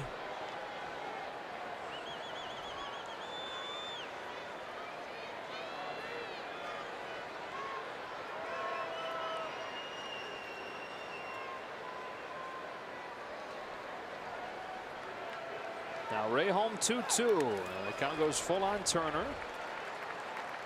6 Ks tonight, but he's also walked 3, which is pretty typical of Robbie Ray. He's got one of the 10 highest strikeout rates in baseball. He's got the 2nd highest walk rate in baseball. 86 pitches, about 50% of his starts this year. He's gone over 100. He's topped out at 107 twice.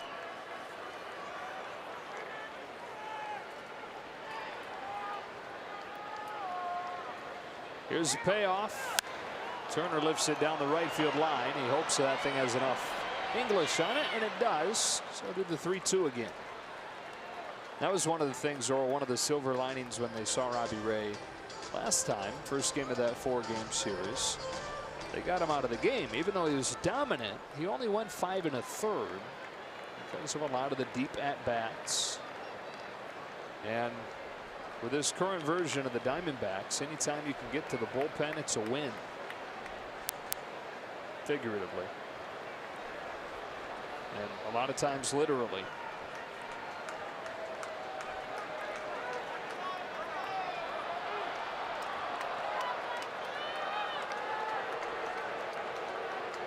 Best hitter in baseball in the 2nd half of the season, Justin Turner, waiting on another 3-2. And fouling it again.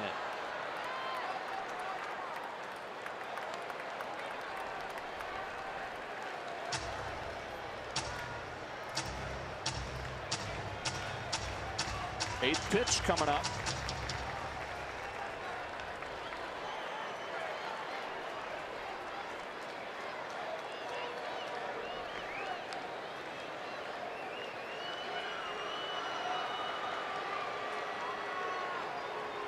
Here it is. Turner digs it out, foul.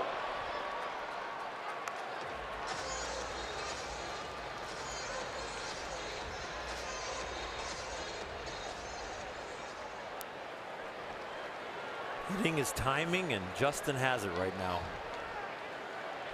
And that timing, when it's so immaculate, is all about your vision too. His vision and his balance are so good right now. And balance leads to still eyes. Good eyes lead to reading the spin. Another foul. And you get that information, you get the correct information, and all of a sudden you put some good swings on a lot of pitches. And you can see why, even in a bat like this, why he's the best hitter in baseball the 2nd half of the season. He just very rarely is he lost. Not many misreads of what's coming.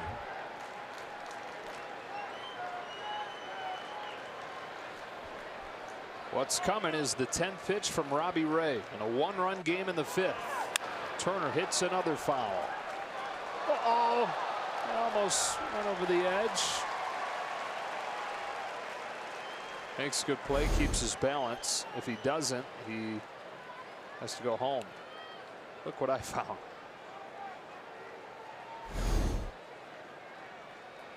Good play, man.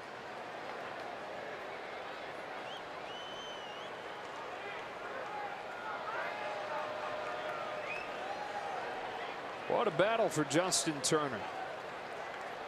Another 3-2. He turns on it and sends a lazy fly ball to the left. Robbie Ray wins this edition on the 11th pitch, 2 gone.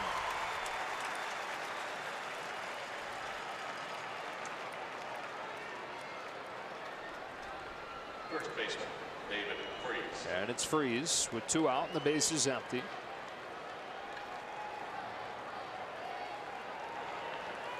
Offense averaging 7 runs per game during this 9-2 stretch.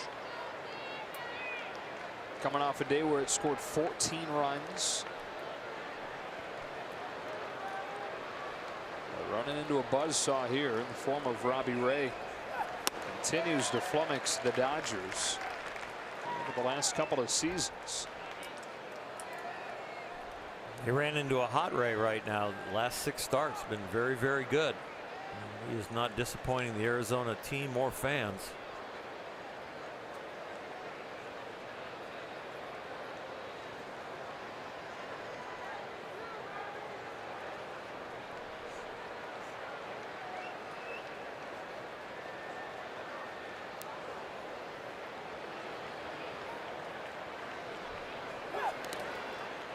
One on Freese. 94 pitches though.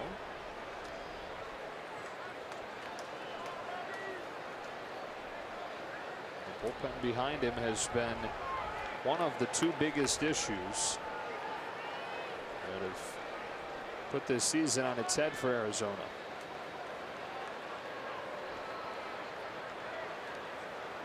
On 1-1, David Freese drives the ball the other way. That one's way back there. Did he get enough? He did to tie the game.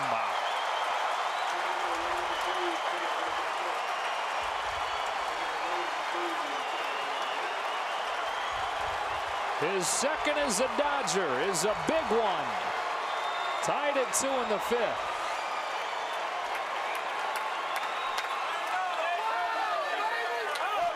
Take another look at that swing with the Carl's cam. David Freese, they want to go up with the fastball. They didn't get it up. It was below the waist and he didn't miss it.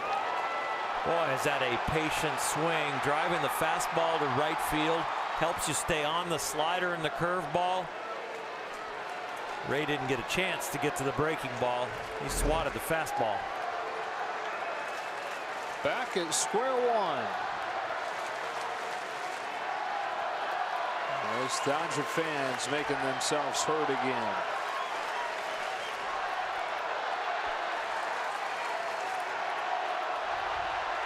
Machado.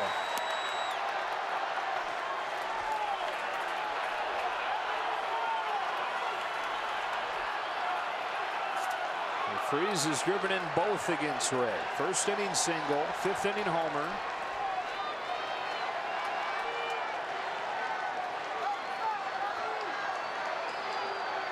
Manny Machado on a 1-0 pitch, swings, grounds it foul, 1-1. How much energy did Justin Turner take out of Robbie Ray with that long at bat, and then Freese all of a sudden gets a mistake.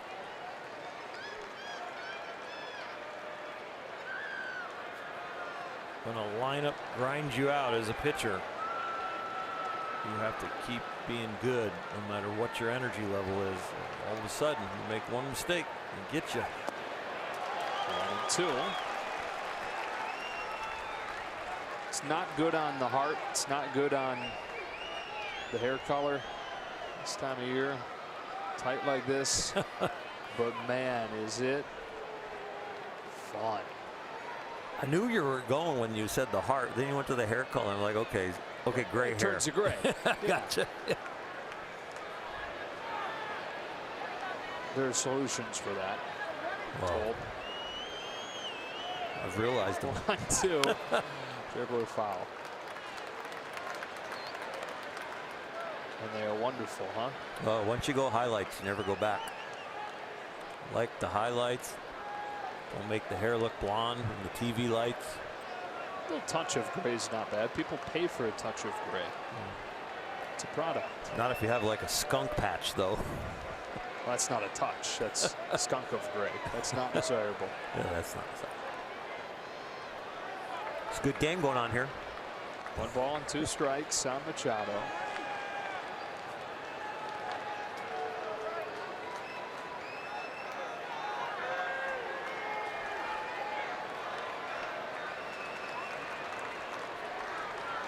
100th pitch from Ray, and Machado swings and misses to end the inning. Halfway home, and now tied at 2. David Freese with an RBI single in the first and a solo home run here in the 5th.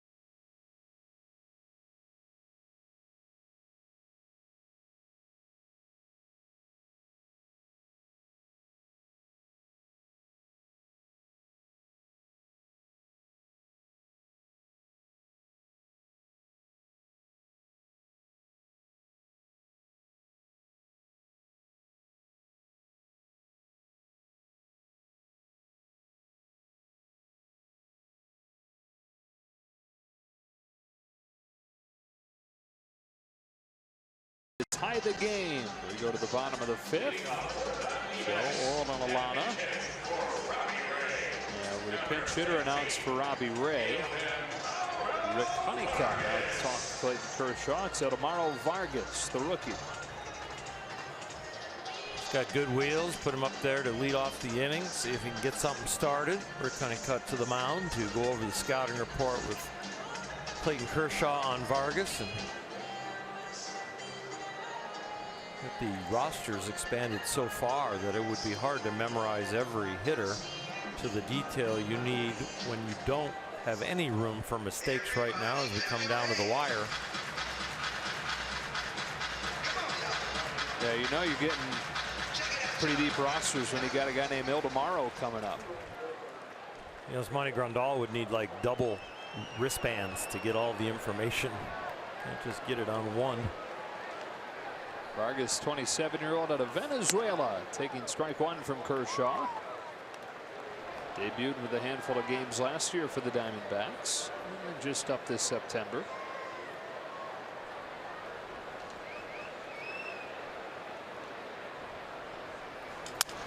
Cracks his bat on a fly ball to Chris Taylor. Hardly has to move. One gone.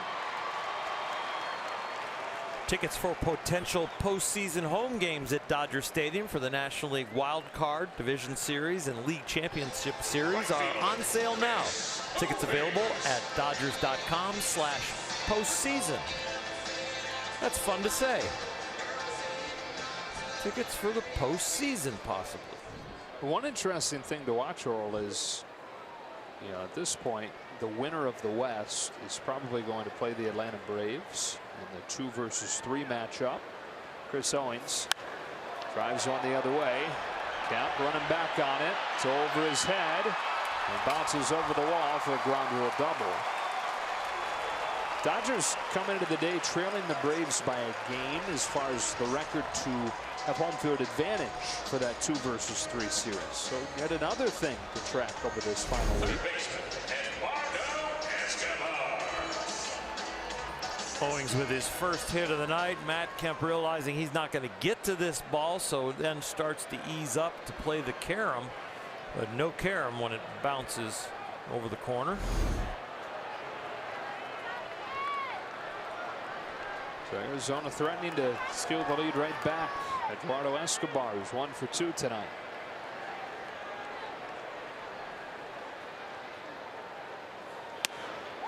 Perfect pitch, strike one.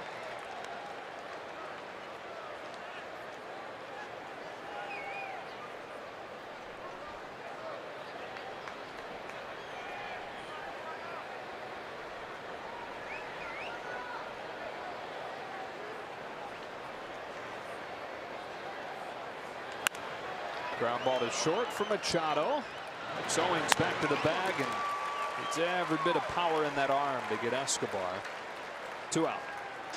If you just checked in on your Dodgers and wonder how important this game is, Colorado now in the top of the ninth, leading 10-1 over Philadelphia. So every moment, every run, every out in this one is to keep them in the rearview mirror a little bit farther than just a half a game. If it would end up losing this game, the Dodgers and Colorado finishing that one off. Well, what a race turning into, though, between the Dodgers and the Rockies. Neither team wanting to lose.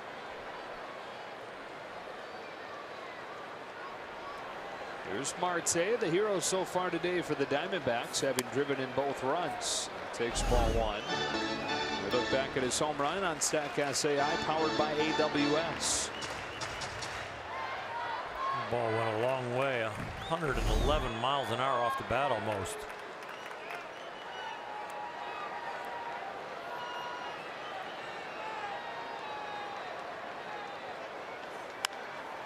Jam shot, Machado won't get there, and Marte's driven in 3 runs tonight. Arizona back in front in the 5th. That's the first hit this season for Arizona against Clayton Kershaw with a man in scoring position. It was not hit hard. This raises the BABIP, but not the exit velocity. It's off the handle. Probably the bat that has the triple and the home run, but those balls were hit much harder than that. Thrown out there like a hand grenade. Blew up the scoreboard for the Dodgers.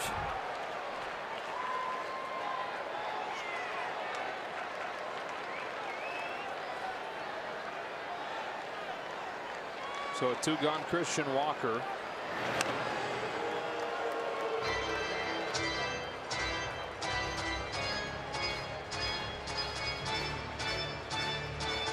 Marte going to have at least one more at bat, probably 2.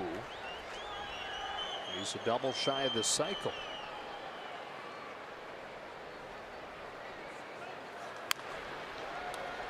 Oh, 1. Archie Bradley, it appears, will handle the 6. Even with as good as Robbie Ray was for much of the night. Those 3 walks and a lot of long counts means that he throws 100 pitches over his 5 innings and has been pinch hit for. So the bullpen will carry half of the load tonight.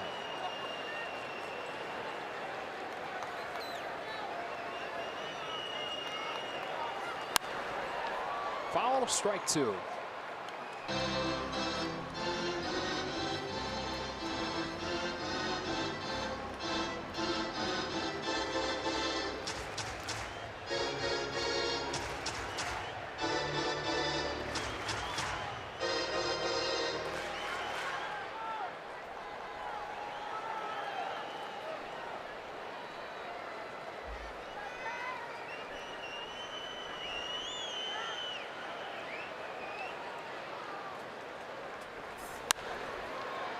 Still 0-2.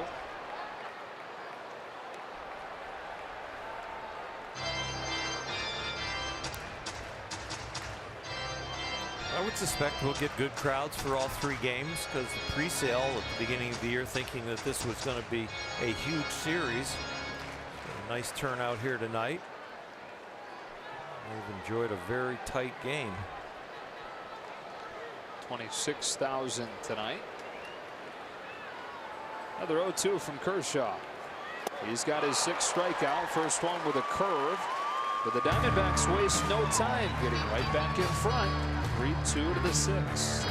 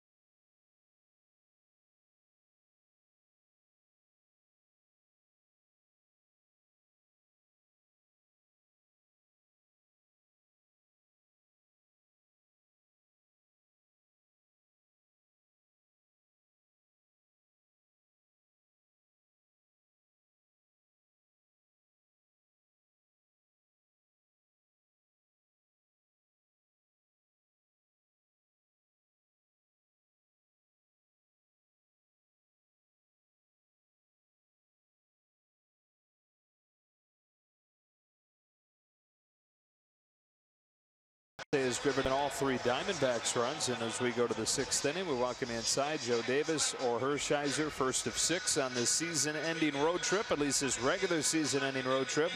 The Dodgers having to come from behind tonight.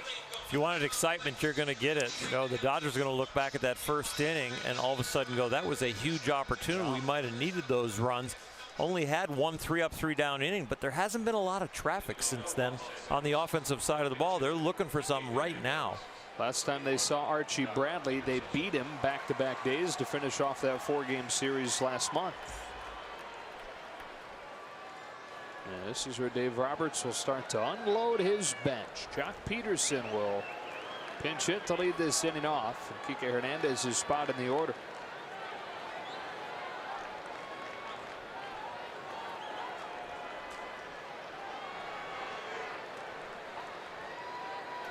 Five homers in his last 11 games, hitting .400 during that span. Bradley's first pitch is a strike.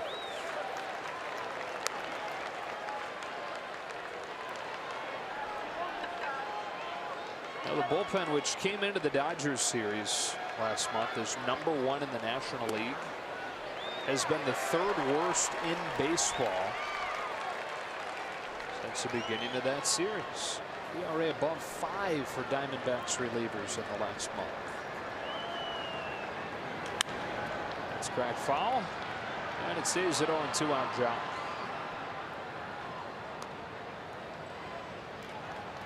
Bradley's been one of the main culprits. Nothing more devastating to a team's psyche than start losing games that you're used to winning, and the pieces at the end of the bullpen fail.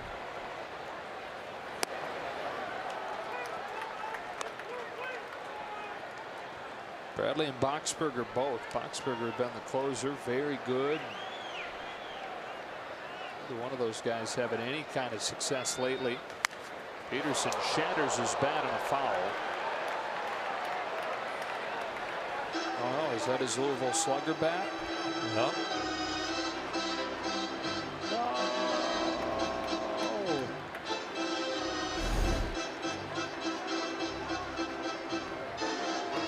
Cast-off bat too. It wasn't like custom made that he said, can you make me something that was these certain measurements? It was in the room of bats that were made for other people, that all of a sudden that one was too heavy, and he went in there and fell in love with it. Drives this ball the other way. Rito back to the edge of the track to catch it. For the first out of the 6th, that was Ian Happ's bat. Chicago Cub Ian Happ that he didn't like. Jock took it, homered the next night with it. So here comes Kemp in a 3-2 game in the 6th, and he was the one that produced that first magic against Bradley that started his downward spiral. The game-winning home run on Saturday night against him, and then inexplicably the next day Bradley was brought on for Kemp again, and he beat him again with a double off of the wall. And here they are head-to-head, with Kemp taking strike 1. Matt fortunately survived that celebration.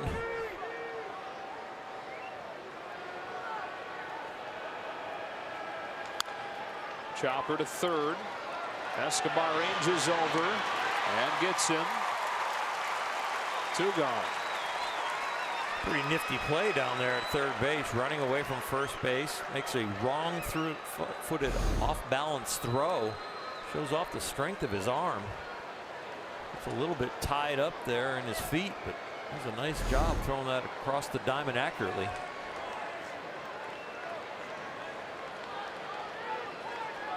And now the pinch hitter is Cody Bellinger.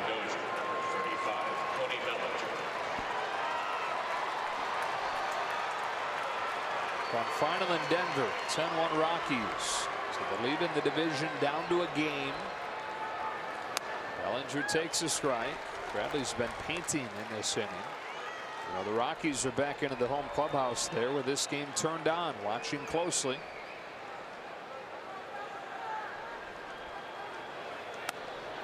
One on one.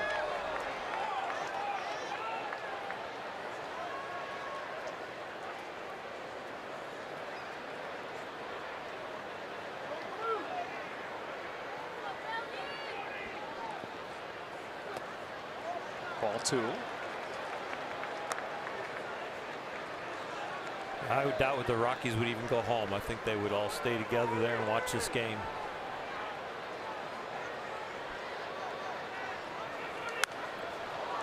Two balls, two strikes.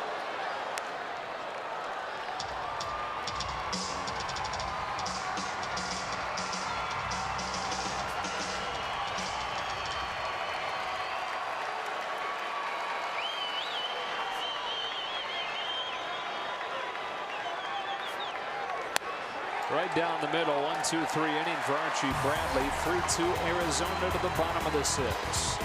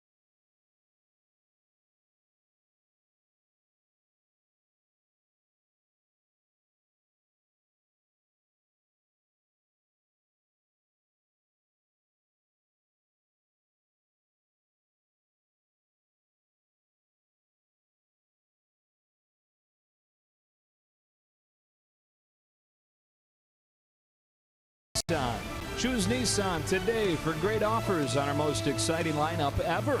Shop ChooseNissan.com. And by the new movie Venom in theaters everywhere October 5th. Diamondbacks in front of the Dodgers 3-2 to the bottom of the 6th inning. Leading off for the Diamondbacks, shortstop. Blake Kershaw back to work, trying to keep it right here with the offense chance in the late innings against the Diamondbacks bullpen. Arizona tonight, a run in the first, a run in the third, and a run in the 5th, all on Ketel Marte hits. Jock Peterson and Cody Bellinger both remaining in the game in left and in center. Chris Taylor sliding from left to second base. Brian Dozier coming out. I think Taylor had the wrong glove. He went back in there and got his infielder's glove. That or something, it ripped on him. Oh.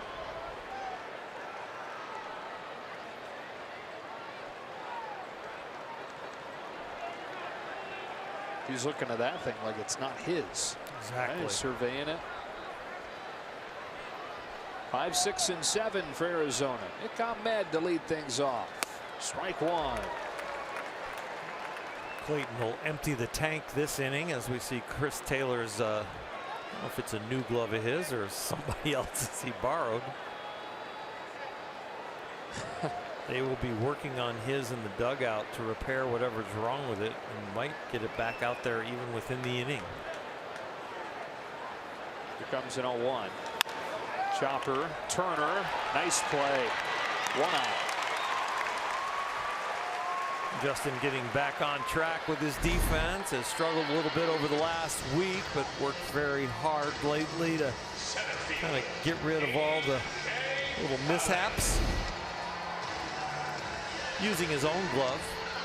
Got to imagine it feels a little bit like putting shoes on the wrong feet when you have somebody else's glove on. It is, you know, it just gets molded to your hand as you break them in. It's your personal thing. I mean, we talked earlier in the game about hats and how superstitious or guys just love the comfort of their hat. Well, their glove is even in another stratosphere of what you need to feel and have on your hand. The tool of your trade as a fielder. There's A.J. Pollock getting a bouncer. Candy hop for Turner. 2 up and 2 down. I mean, it is a unwritten rule that you do not touch somebody else's glove. You don't go into their locker and try it out. You don't adjust the strings. You don't play games with a guy's glove. You're playing with a guy's money. And you don't put your hand in and see how it feels. No way. Brito with 2 gone. I would imagine there are some guys that are a little more protective than others. Stabs at it, strike 1. Well, for sure.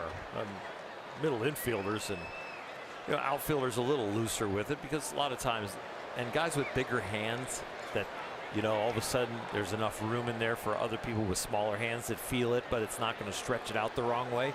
Guys with small hands, they don't like anybody touching their glove or putting anything in there. Like, just barely put your, hey, let me just see what it feels like. I won't put my whole hand in. No. How firm you like the lacing. How you like the pocket.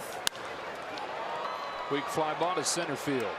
Clayton Kershaw on 6 pitches. A 1-2-3-6.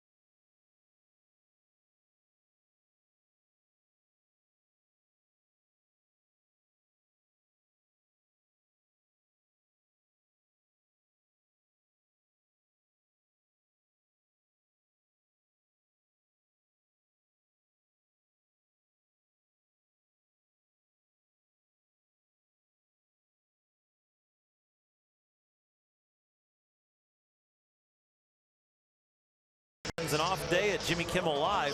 Plus, follow Jock Peterson to the Louisville Slugger factory in Kentucky. Don't miss Backstage Dodgers, presented by Cadillac, Friday after the postgame show on Sportsnet LA. Clayton Kershaw doing those shoes. He's due up second in this inning, and it looks like because of that, his day is about to end. Even though he's only at 84 pitches. Offense at a premium in this game, and Dave Roberts will choose to bat Yasiel Puig in his spot. It's Grandal to lead it off against the new Diamondbacks pitcher and Andrew Chafin. 3-2, and here we go with the 7th. 1 ball, no strikes. I wouldn't be surprised if Yasmani Grandal goes deep off of Chafin, that Clayton Kershaw stands up and go, "Are you sure?" I can tie my shoes really fast. 2-0. Grandal's 0 for 1 tonight, but he's added another walk. Been a bunch of those over the last week.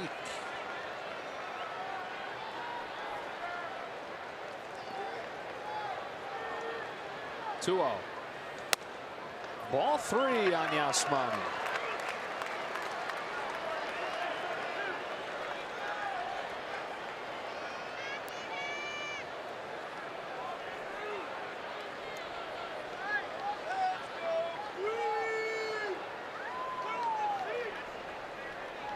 The 28-year-old from Ohio delivers a strike, 3-1. Chafin fastball slider mainly to right-handed hitters. I'm sure Yasmani is sitting on a heater right here, maybe cheating to try and tie this game up. Just misses. Leadoff walk for Grandal. And the crowd telling you who's coming up, even though we're in Phoenix.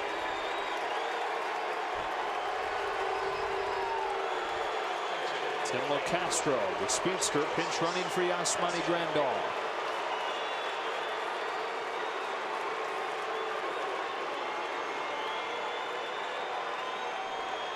Yasiel Puig, including that memorable 24 hours in St. Louis, is hitting .433 with 6 homers and 13 RBIs in his last 9 games.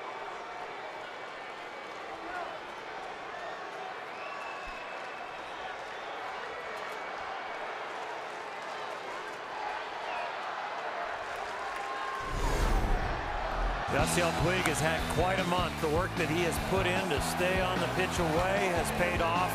He's laid off the ball that's inside that jams him, and he has not missed many mistakes. The slider low and away that he used to chase from right-handers, if it's a strike, he can reach it now, and he can elevate it. No more of those rollover ground outs.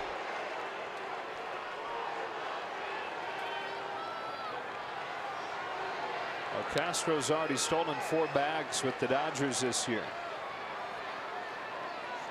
As you think about trying it against a left-handed pitcher in Chafin. That's a strike on Puig. There have been 8 stolen base attempts against Chafin this year, 5 steals.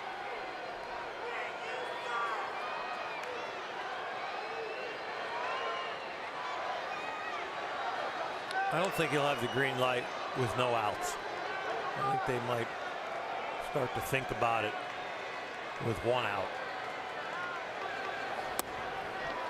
1-1. The bullpen that has struggled, a hot hitter at the plate that has really done some great things. You don't want to run yourself out of an inning.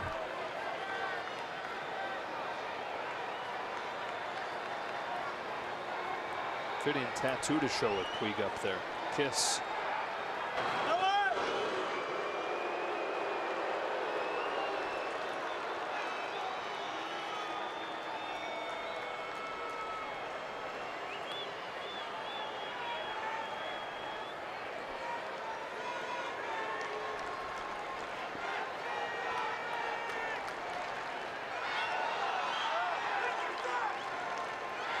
The 1-1. Puig muscles a line drive, base hit to center. 2 on, nobody out. The Dodgers mounting something here in the 7th. Yasiel does muscle this one. Pulls his hands in, gets enough barrel on it, push it out there. With Castro conservatively just moving up 90 feet. Double switch coming here with Chris Taylor due to hit.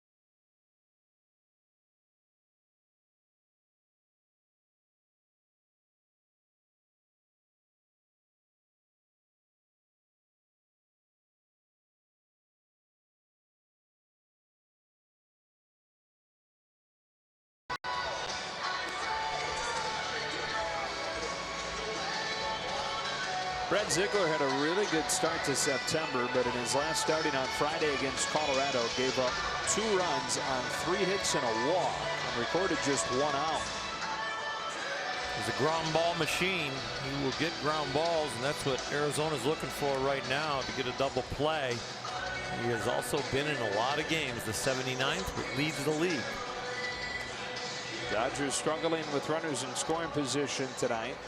Instead of Chris Taylor, it's going to be Max Muncy, pinch hitting with 2 on and nobody out. Off of the bench yesterday, went 2 for 2, drove in 4. Part of that 14-0 Dodger win. Completely different personality to this game. The Rockies already having 1 in Denver, keeping the pressure on the Dodgers. The lead now 1 game in the division.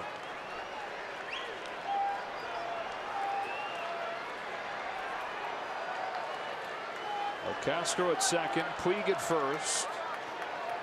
Ziegler home to Muncy, who takes the first pitch for a strike.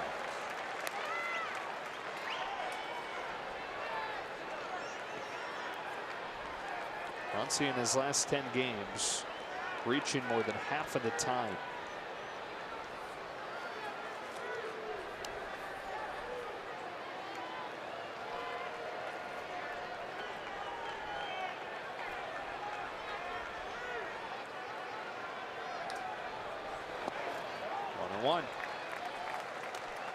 Beginning of the year, you'd have thought if Max Muncy's hitting in September with a few games left, oh, he's a September call-up. You know, it's a nice weapon to have. He had a good year at AAA. No, he's got 33 home runs and 72 RBIs at the big league level. It's quite a weapon to pull off your bench. Base hit opposite field. LaCastro flies for the plate. Max Muncy with a pinch hit, game-tying single.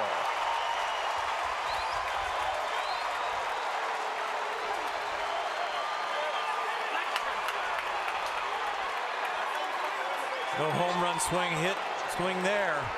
He's just trying to stay on a sinker away, 2-seamers away, change-ups away. Just do enough with it. Castro with his speed scores easily.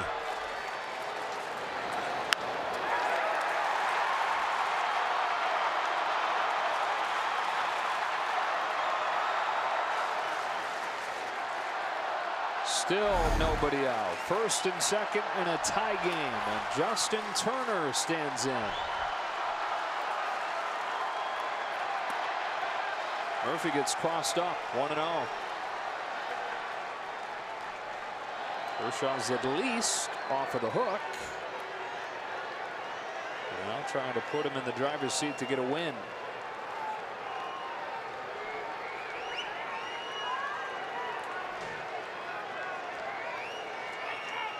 Puig at second, Muncy at first. Tie game, 7th inning. On a 1-0 pitch, Justin Turner pokes one down the line, foul, 1-1.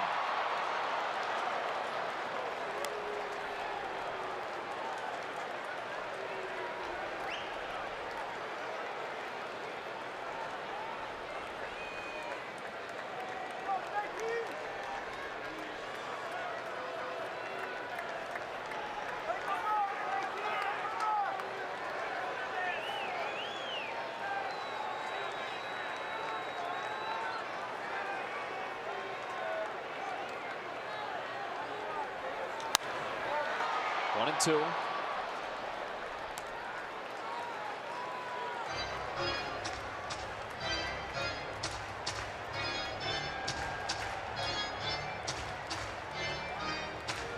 Grandal walk to start the inning.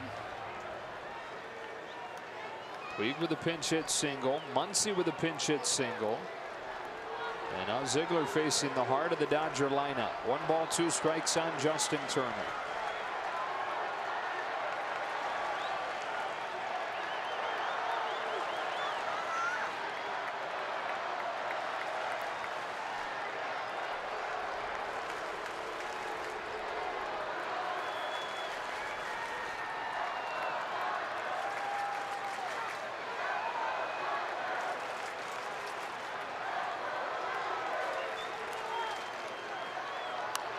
Stays alive. We'll do the 1-2 again.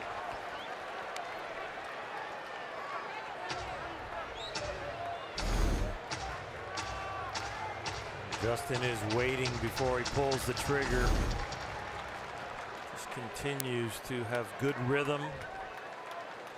Working the right side of the diamond so that he'll stay on all the pitches. Had an at-bat like this in his last at-bat, and all of a sudden got beat on a fastball up with the fly out to left.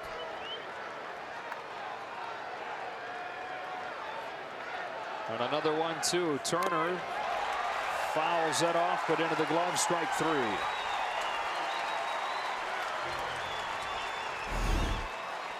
Expanded his strike zone and just was able to foul tip this. Murphy does a nice job hanging on.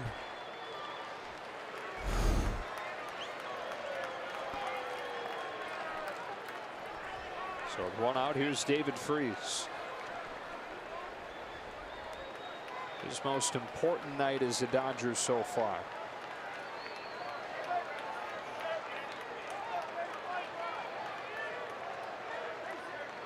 Two on, 1 out. Tied in the 7th. He looks at a strike. Started the scoring back in the 1st inning with an 0-2 pitch. Single into right center against Robbie Ray. That brought home Chris Taylor, made it 1-0. And then in the 5th, down 2-1. Opposite field home run to tie it. Tried to sneak a fastball by him up. Got it a little too low, and he didn't miss it. Punches one by the bag off the glove of Walker. He throws late, and the bases are loaded.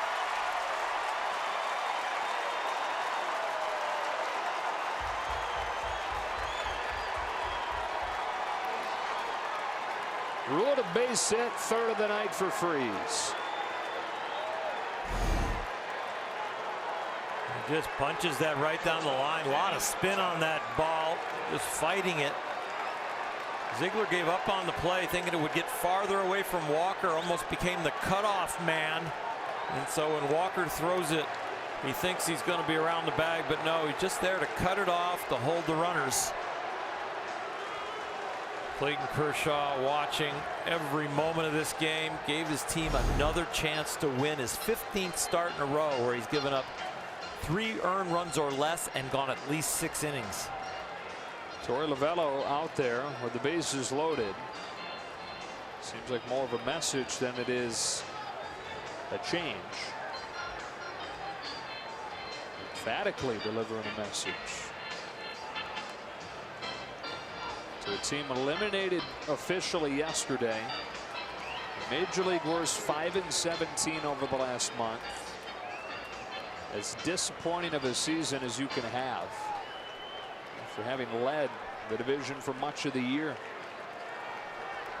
Here's Manny Machado, bases loaded, and a tie game in the 7th.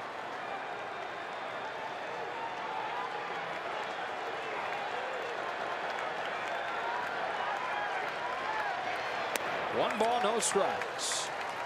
Double play depth up the middle. Escobar can decide what he wants to do depending on how the ball takes him, which direction, how hard it's hit. Walker, he's looking like he's going to second.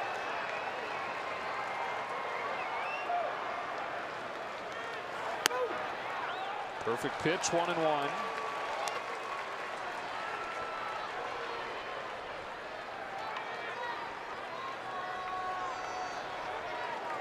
Puig, Muncy, and Freese, the base runners.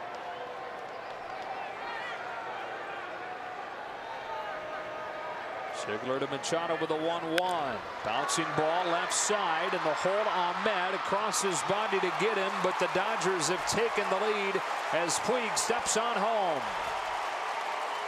RBI ground out, Manny Machado. For the first time since the 1st inning, the Dodgers are in front of the Diamondbacks. Routine ground ball ends up between the third baseman and the shortstop. No chance for 2. Ahmed doesn't panic and think, I'll try and do something exceptional. You weren't going to get 2 anyway, so he makes sure of 1. Manny Machado did the job, gave him a chance. And he got 1. That puts Clayton Kershaw in position to win this game. They put John Peterson on intentionally. And you get the righty-righty for Ziegler against Kemp. And the bases again loaded.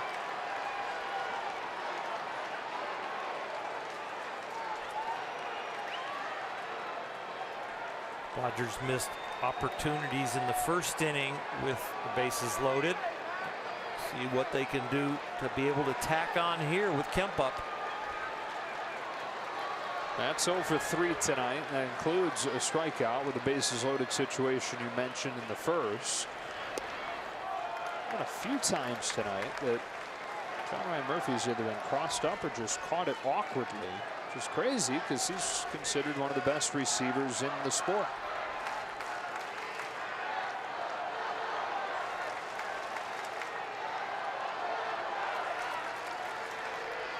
The 1-0. 1 ball, 1 strike. Little slide piece right there, well placed on the corner.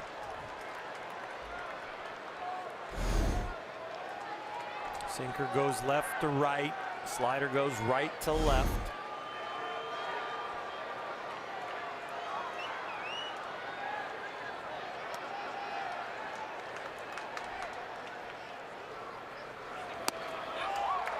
Not close enough to get Kemp to bite. 2-1.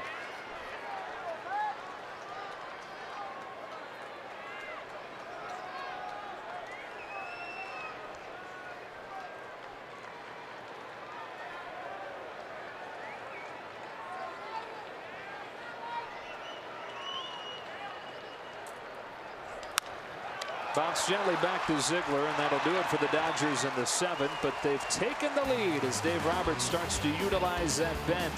Couple pinch hits, couple runs, stretch time, 4-3.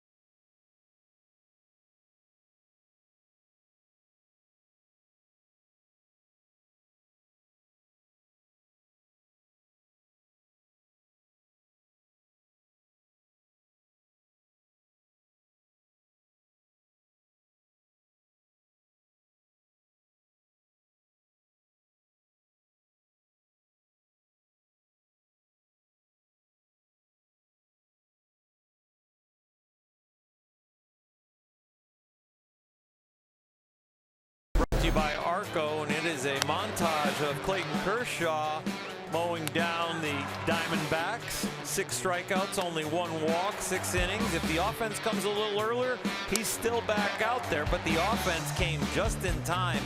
And who do you want on the mound when you got a big game and Colorado's already posted up a win? You want Clayton Kershaw out there competing and giving you a chance to win, and now in line for the W. And Caleb Ferguson, the man Dave Roberts chooses to try and protect the lead first. Caleb's a rookie, but he has a veteran heart and poise. 96, 97 mile an hour fastball. He can go up in the strike zone with it or down by the knees, and a very nice breaking ball. Pretty much a 2-pitch pitcher, but still a devastating combination. Murphy, Peralta, Owens coming up for the Diamondbacks. Ferguson opens his night with a fastball strike. Keep in mind, Torey Lovullo has Paul Goldschmidt available off his bench tonight.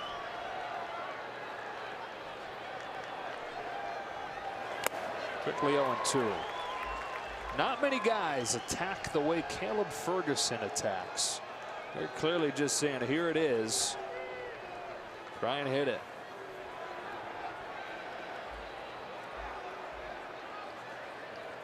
Oh, 2. Got him looking. 96. 3 pitches, 3 fastballs, 3 strikes, 1 out.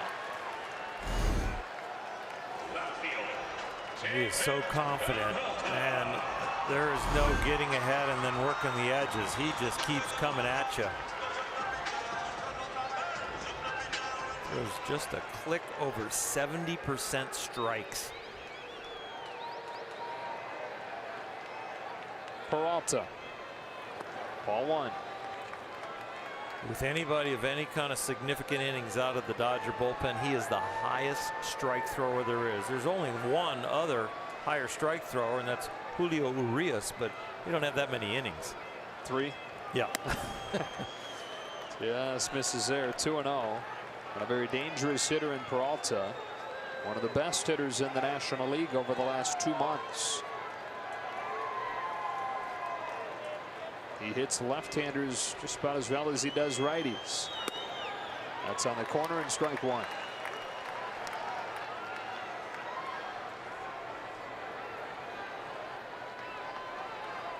Kenta Maeda.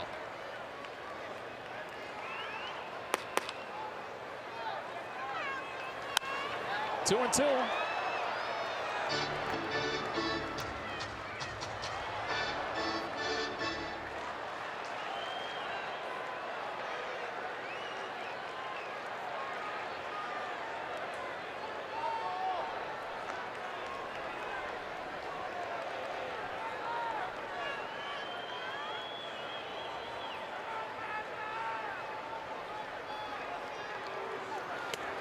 Full count.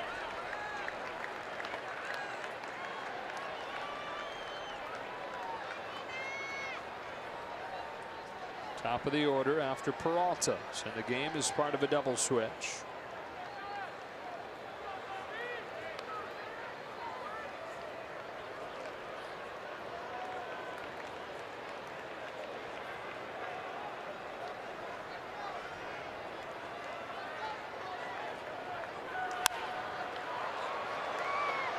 Turner over to give it a look. Out of room.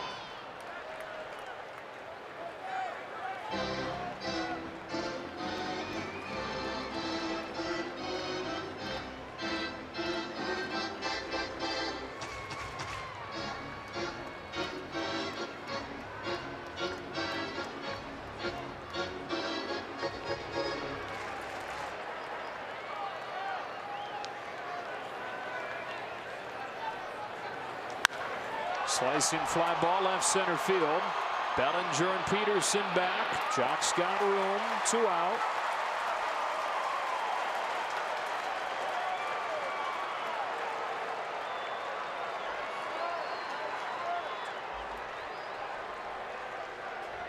Right fielder, Chris Owings. And here comes Owens.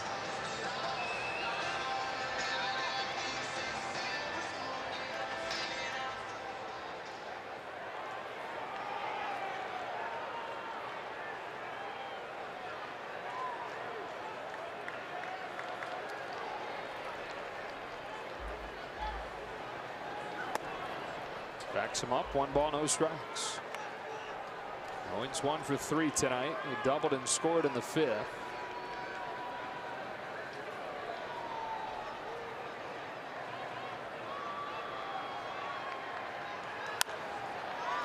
A pop up right side. Muncy with room. A 1-2-3 7th for Caleb Ferguson and a 4-3 lead for the Dodgers to the 8th.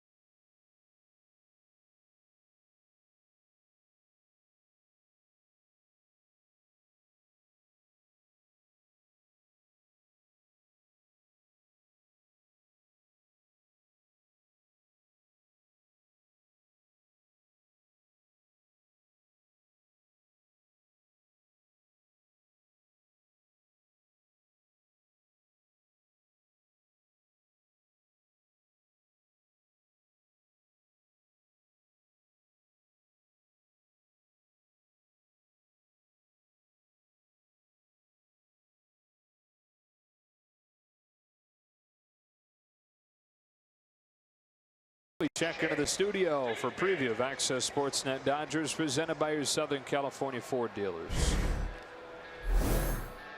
All right, thanks, Joe. The Dodgers trying to do it to the Diamondbacks once again in the late innings. And how about David Freese? Nomar called a shot with David Freese tonight. Yeah, we're all happy for Nomar. Great job by David Freese. Big night. All right, we'll see you guys right after the game. These two guys will break it down. Alana has a reaction from the clubhouse. Congratulate them. All right, guys, Jake Diekman, one of the acquisitions for the Diamondbacks bullpen prior to the deadline, has not fared any better than the rest of the bunch that were already in there. What was previously a strength for them has turned into part of the primary weaknesses that have led to them falling out of contention. It's Cody Bellinger to lead this inning off. Dodgers 4, Diamondbacks 3. Ball one.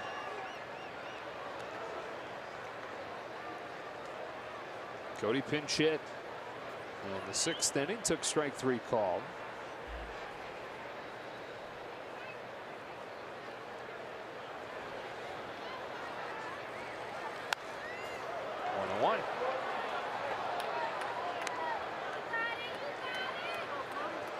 A trip to his hometown. But Cody doesn't like to go back to his parents' house when he comes here to play the Diamondbacks. Chooses to stay at the hotel. Enough distractions as it is. All the requests for tickets and catching up with friends and family. A little bit low, and he's ahead 2-1.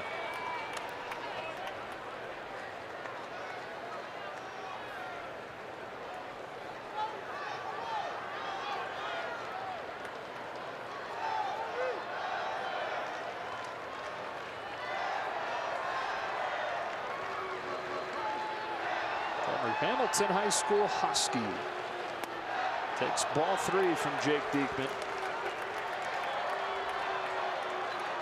Kyle Farmer in the on deck circle.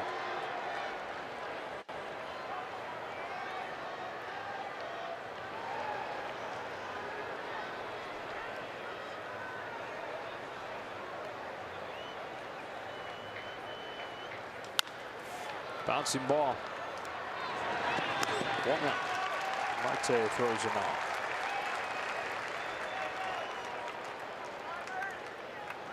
Give your child the once-in-a-lifetime opportunity to play baseball and softball on the field at Dodger Stadium at the Dodgers Winter Camp Series, presented by your SoCal BMW Centers. Campers will train with the pros for 2 days alongside top Dodger minor league prospects. Visit Dodgers.com/camps to register. Pinch hit opportunity here for Farmer.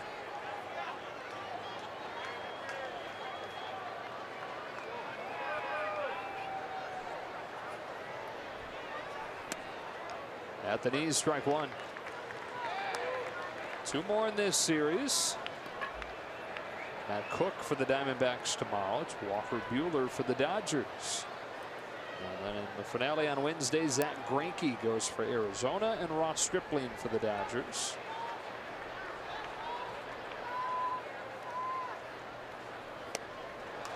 Quickly, no balls, 2 strikes. Take a look at our Nissan Dodger calendar. You know it's getting late when you can fit every game left on the schedule on our Nissan calendar.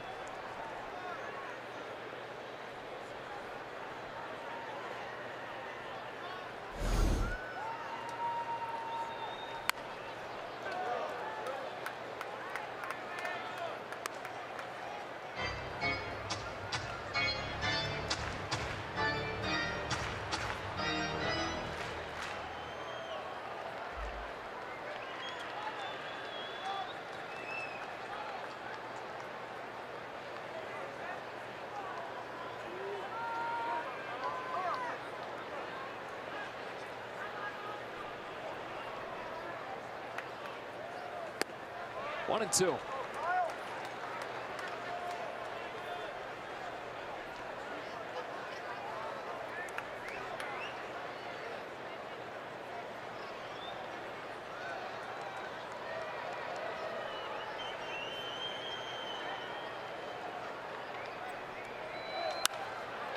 Farmer flies this one to right center field. Chris Owings 2 gone in the 8th.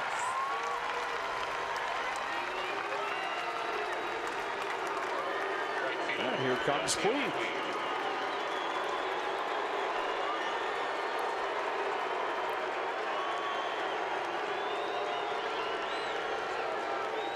Pinch hit single, came in to score the go-ahead run. His last at bat, the batter prior walked. And I didn't know if they were doing Puig or they were booing the bullpen for the walk. But this one, nobody on, just got to pop up to right field, so you know it's Puig. Hustling this one out as he rolls it to Ahmed. Made it close, but to no avail. To the bottom of the 8th, the Dodgers 4, the Diamondbacks 3.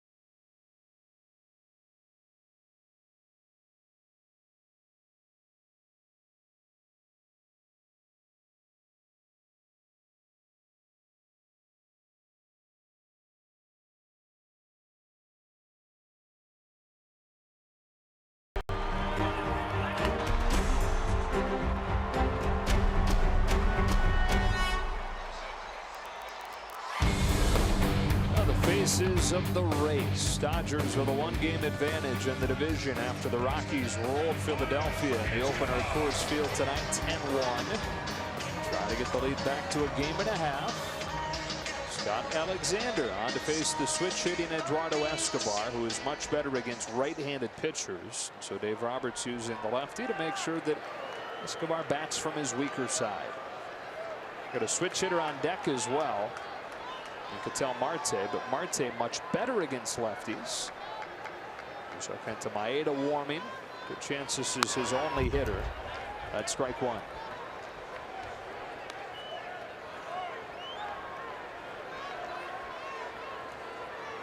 Scott Alexander gets a lot of ground balls. That's important here with the ball, the way it's carrying in Arizona. The roof open, the windows open.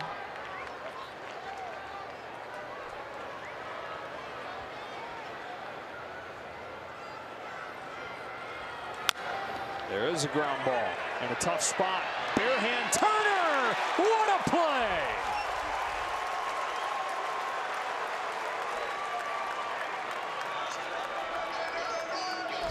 Special play by Justin Turner. Good communication with Scott Alexander. He had the same exact play with Pedro Baez. Called Pedro off the other day and made the play. First step. Now looking for the timing and the rhythm of the throw. Clean scoop with the bare hand, accurate to Muncy. Right about here, he's trying to rhythm it up and pick it a hop and make the play. Boy, that was gorgeous. On a speedster in Escobar. Alexander does his job on 2 pitches. Dave Roberts brings on Kenta Maeda to force Ketel Marte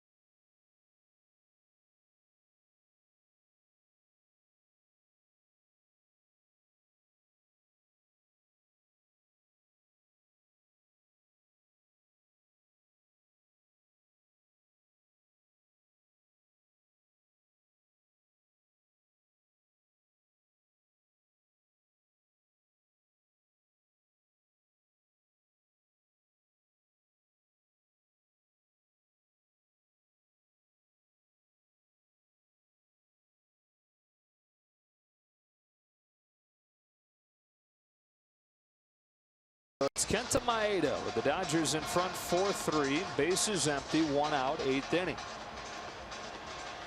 Well, Kenta has been outstanding in the bullpen, coming in from the bullpen. Had a couple rocky outings when he first got shipped down there, but he didn't see it as a demotion. He took it in stride, knows he's effective down there, and a big-time tool for the Dodgers. And facing Ketel Marte, who is a double short of the cycle. RBI triple in the first. Solo homer in the third. RBI single in the fifth. All of those coming against the left-handed throwing Clayton Kershaw.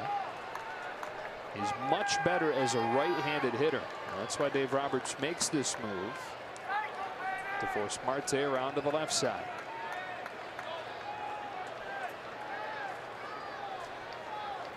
That cycle for the Diamondbacks was Aaron Hill when he had the 2 cycles in a 2-week span back in 2012. It's on the corner and 1-1.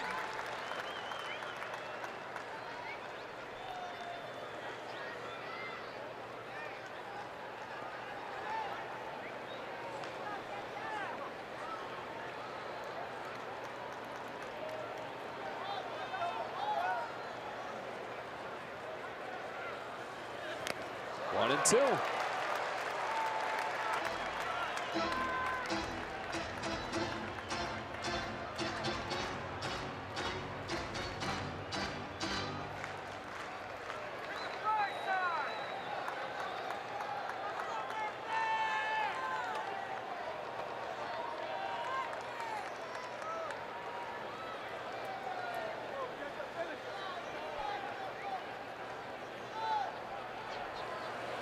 He struck him out. Beautiful looking changeup from Maeda. 2 gone in the 8th. One thing to change speeds, it's another thing to change the movement, and that ball dives right at the end.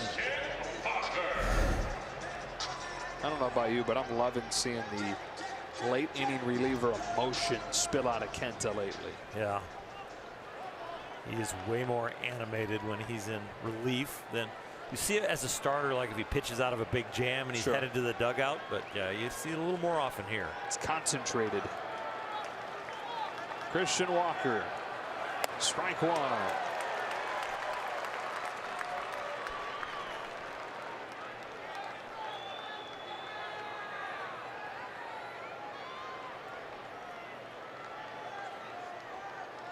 Walker, powerful hitter on an 0-1 pitch. Fouls it back, and it's quickly 0-2.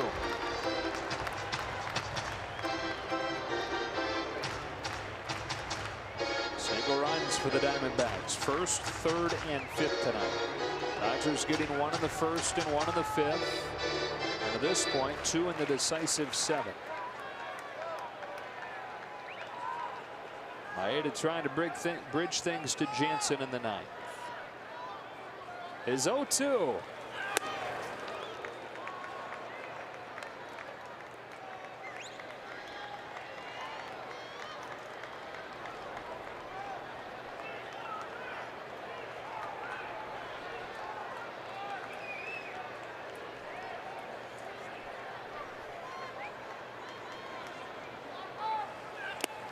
Two and 2. Christian Walker this year has 8 hits, 3 homers, 3 doubles.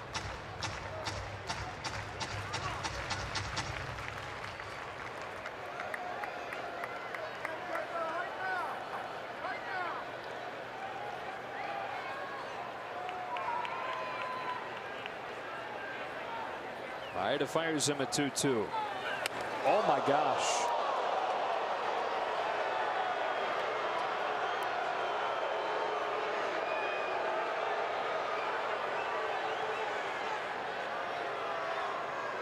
Oh my goodness.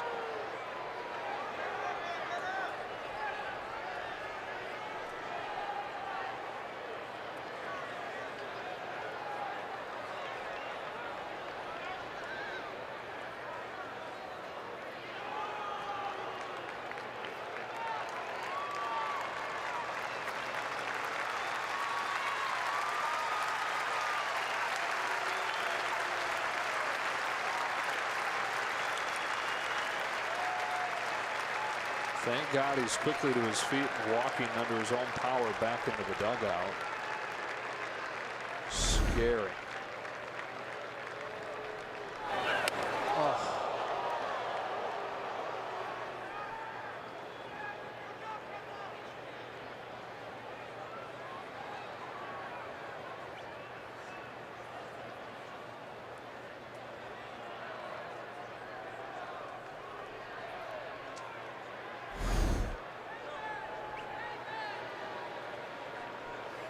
Makes you cringe.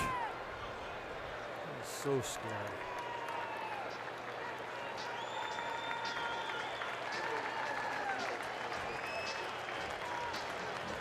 Pinch running for Christian Walker. Steven Souza will pinch run. Souza Jr. Diamondbacks now with a tying run on. And 2 gone in the 8th. I don't imagine an easy thing to get back on the mound and move forward from if you're Maeda.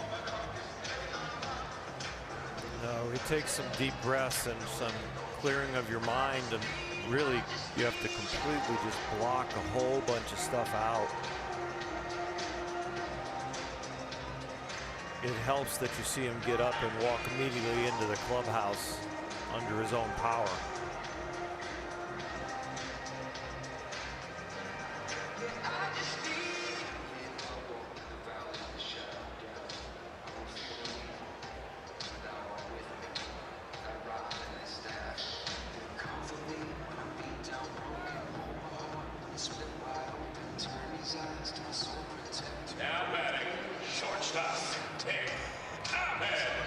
Ahmed, the hitter.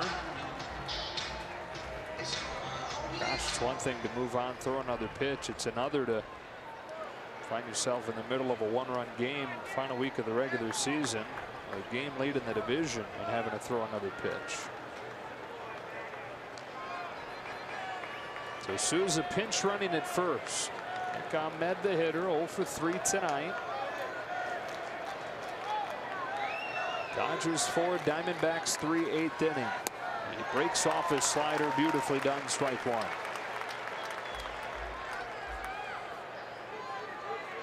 Ahmed over the course of his career has been kind of a Dodger killer. He's been really good against the Dodgers, especially hitting for power for a guy who doesn't hit for a lot of power. As you see Paul Goldschmidt getting ready.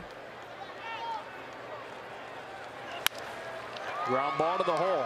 Machado, long throw, gets him, and ends the inning. That's a Maeda.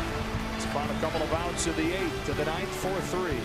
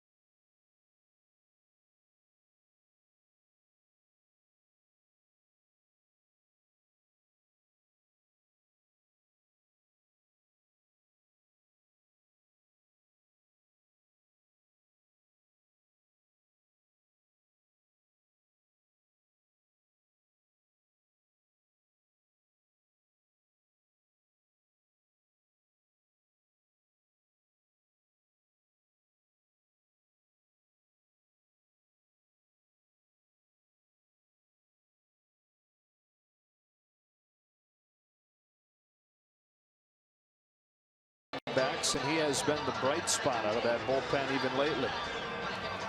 2-pitch guy, fastball splitter. Acts like Maeda's changeup.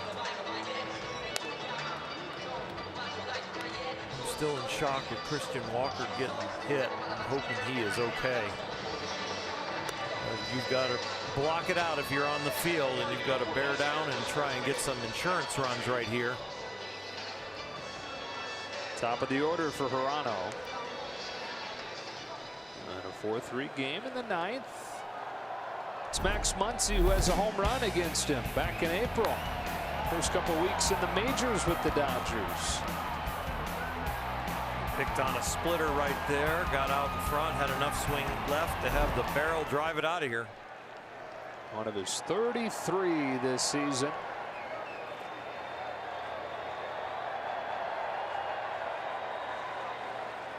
Second at bat tonight for Max. Came off of the bench to tie the game with an RBI single in the 7th. Dodgers would take the lead on a bounce out from Machado. And there is Kenley Jansen, who seems to think that he's ironed some things out mechanically. That's a little bit low, and ball 2. Ball is coming out as good as we've seen it come out all season for Kenley Jansen. Saturday night, his last appearance.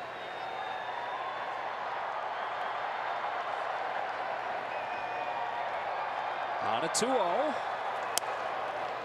That's ball 3.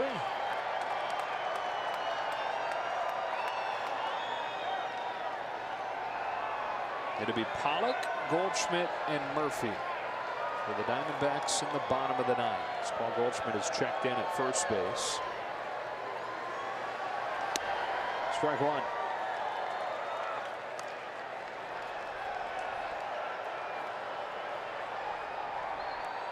There's been crazy finishes in this ballpark.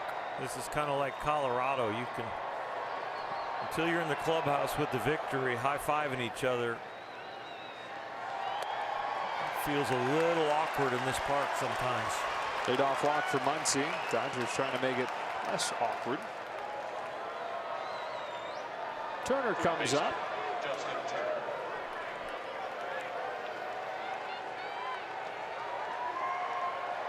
Dodgers have 6 walks tonight. I think that's 7 walks tonight to go along with 7 hits. Turner's got one of those hits, a double in the 3rd.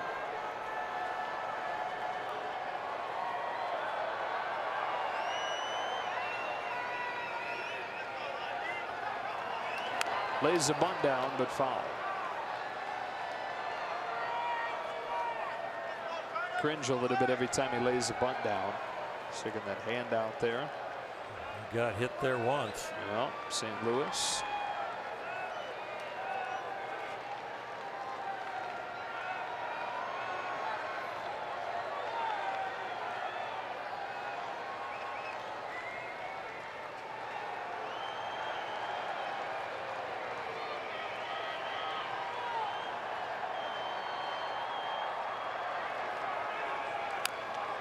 Oh, and 2.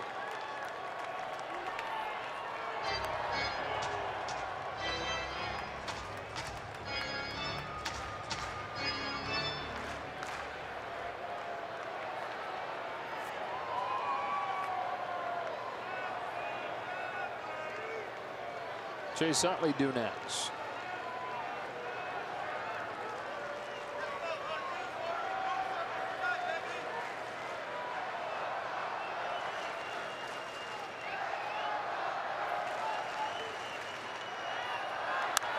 Turner shoots a base hit to right on an 0-2 pitch.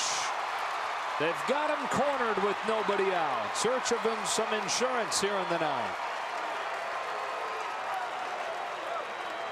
The best hitter in baseball in the 2nd half. The best 2-strike hitter in baseball. Justin Turner comes through again. And you see where that ball ends up with a right-handed hitter. He is staying on the pitch, reading it as long as possible, and using the right side of the diamond.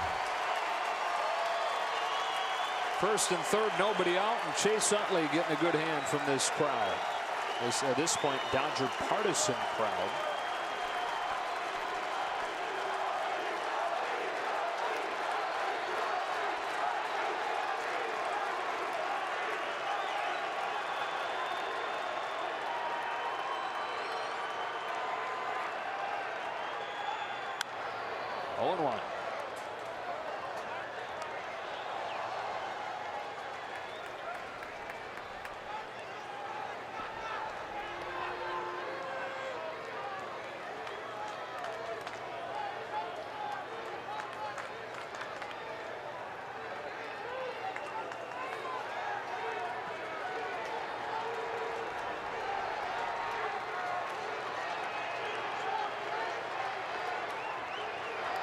That one gets by.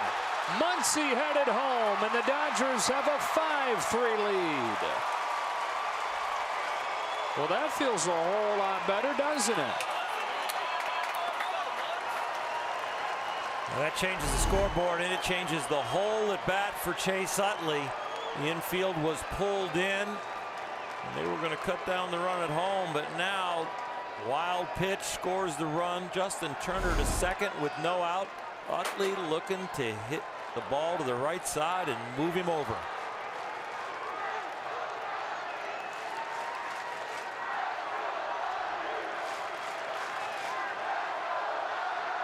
Even Yoshi Hirano.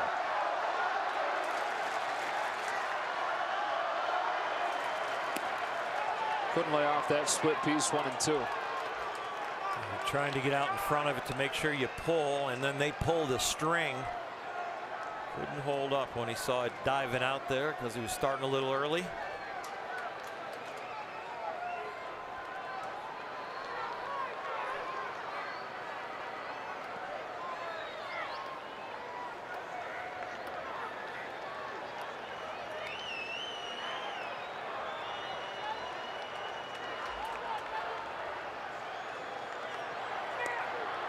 Two balls, 2 strikes.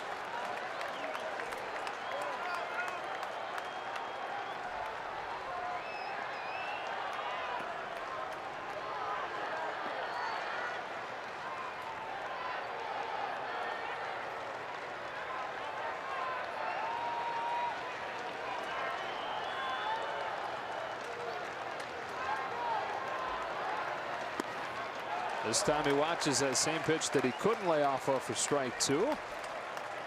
He's worked it full. Machado due next. Dodgers have scored 3 unanswered runs here. They trailed 3-2 going into the 7th. Made it 5-3 and looking for more.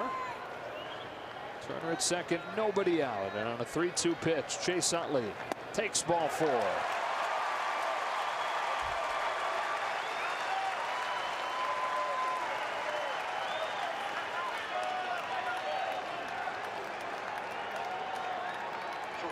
Here's Machado.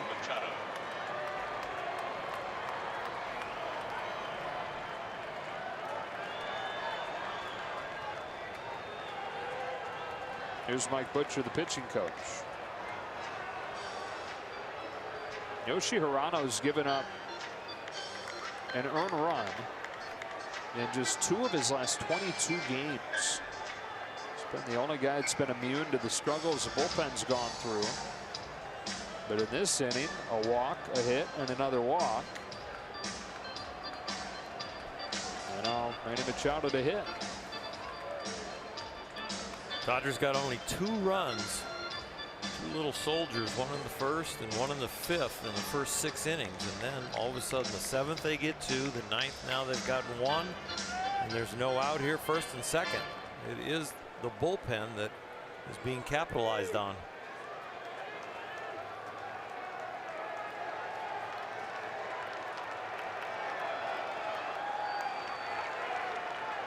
See if Machado can break this thing wide open. Good pitch, 0-1. Put the Dodgers in front. Came up with the bases loaded in the 7th. Grounded out to short, but that brought home Puig. 0 for 3 tonight.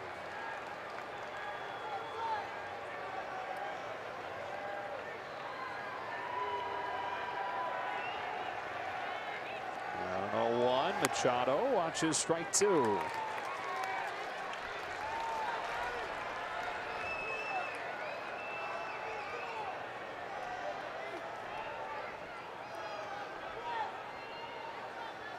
Manny takes 2 fastballs that he can reach both of them, especially the second one, and he didn't offer either one. To tell you, those first 2 pitches, he was sitting soft.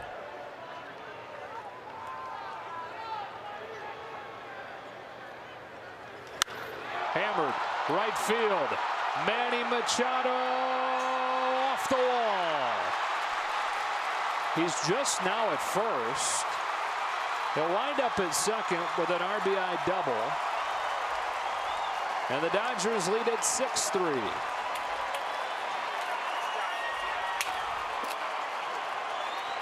Good piece of hitting, terrible piece of base running by Manny. Lately, there's been too much assumption, and the ball is going to leave the park. He stays in the box, and this ball goes off the wall. And you're right, Joe. The ball gets out to the outfield grass, and he does not reach first base for a long time. And there was a chance if Arizona would have been communicating, they could have probably thrown him out at second. Way to go and driving him in, but a little too much assumption with the base running. Peterson, still nobody out. 1-0. Granted, he wound up getting to where he would have gotten regardless, with the runners having to hang on, but it's kind of besides the point. Well, he had a scare like that, an embarrassing scare at Dodger Stadium, and ended up with a double. I thought that was going to be the end of it, that he's not in Baltimore anymore. He's got to learn these ballparks. But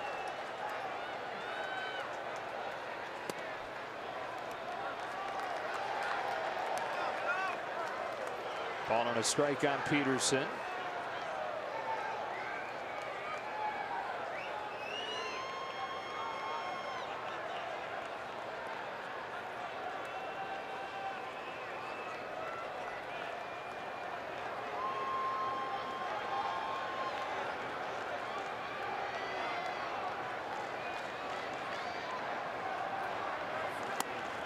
There's strike two. The Dodgers getting a couple runs here. Kenley Jansen no longer alone in that Dodger bullpen. Pedro Baez has joined him. The Dodgers looking for more. Up 6-3. Second and third, still nobody out.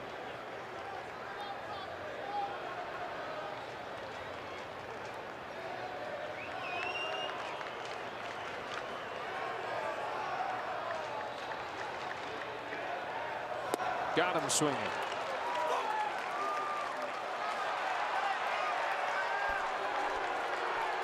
Jock Peterson just got thrown out of the game.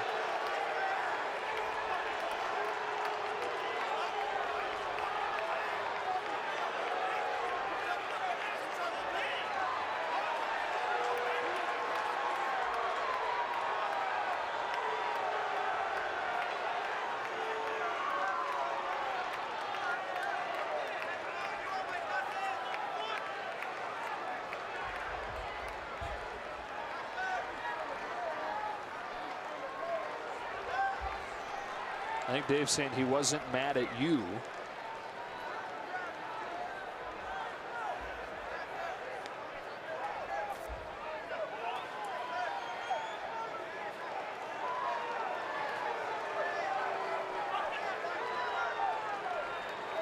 Jock maybe a little upset on a call prior.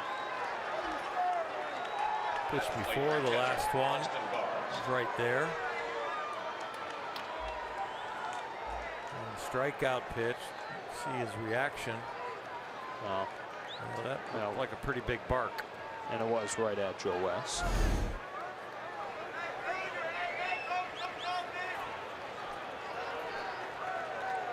So second and third, one gone. Austin Barnes stands in. Cuts at the first pitch. It disappears. Barnes a 3-run home run in yesterday's game. Third of the season for Austin. His second, though, in his last 9 games.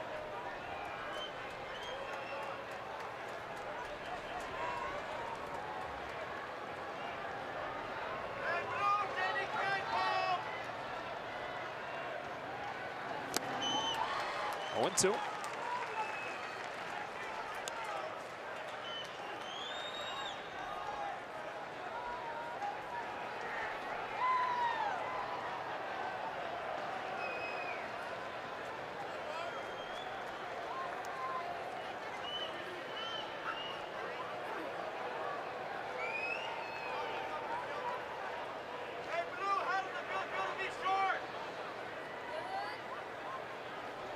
Takes it this time 1-2. Looks like Mark Pryor's got a pretty good Little beard going there. Can't call it a playoff beard yet, but it's fitting this time of year. Anticipating October baseball and staying warm. Getting a head start on the playoff beard growing, maybe. Toronto to Barnes with a 1-2, and Austin corks it foul.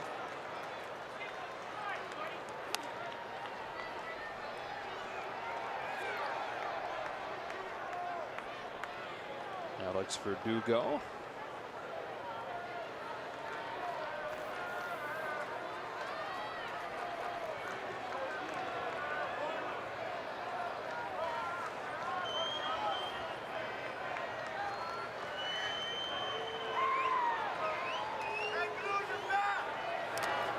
That one kicks away. Huntley got a bit of a late break. It won't matter. Murphy couldn't pick it cleanly. 7-3 Dodgers.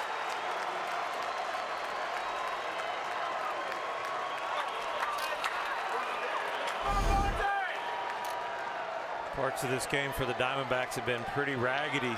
Wild pitches. And this one, as it caroms away, Chase gets a read on it. Freezes a little bit because that is the hardest angle to understand how far the ball gets away from the catcher. It's straight in line with the baseline. No real perspective until you see it escape the dirt. You realize how far it's gone.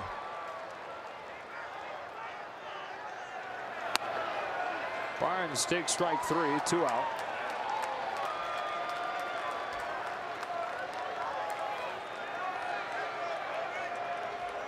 And here's Bellinger.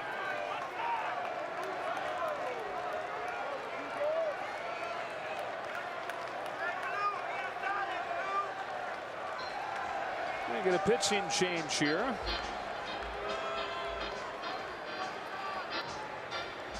Dodgers have scored 3 times here in the ninth. Some insurance.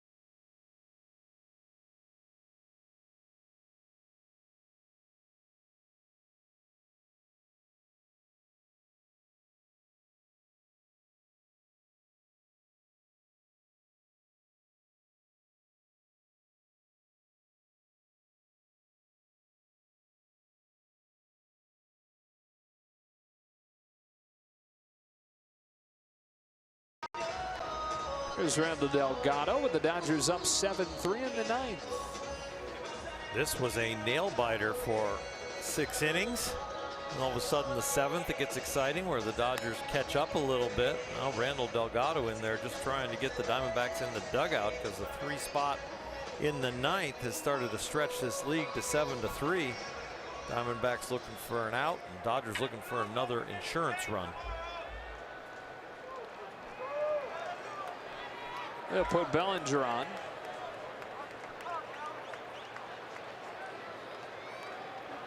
So 4-pitch walk to open Delgado's time. Number 61, Alex Verdugo.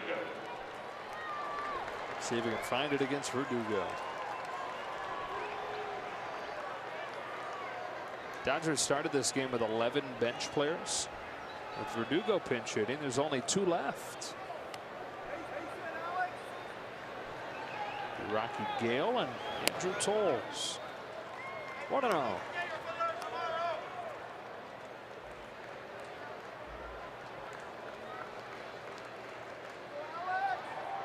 This is kind of home for Alex. He's from Tucson, within a couple hours of here.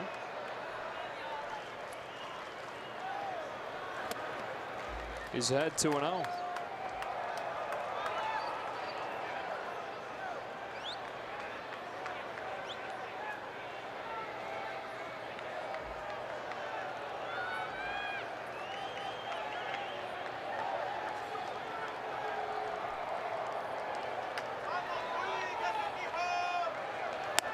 That's in there, 2-1. Delgado, a guy that they once had very high hopes for, came over in the Justin Upton deal a few years back. He dealt with injuries, and they actually designated him for assignment in July. Cut him loose, and then a couple weeks later signed him to a minor league contract. Bellinger takes second. So he's without a team for 2 weeks. Diamondbacks figured, oh, at this point, if nobody's picking him up, we'll sign him to a new deal. Sent him to AAA Reno, and when rosters expanded, they brought him up again.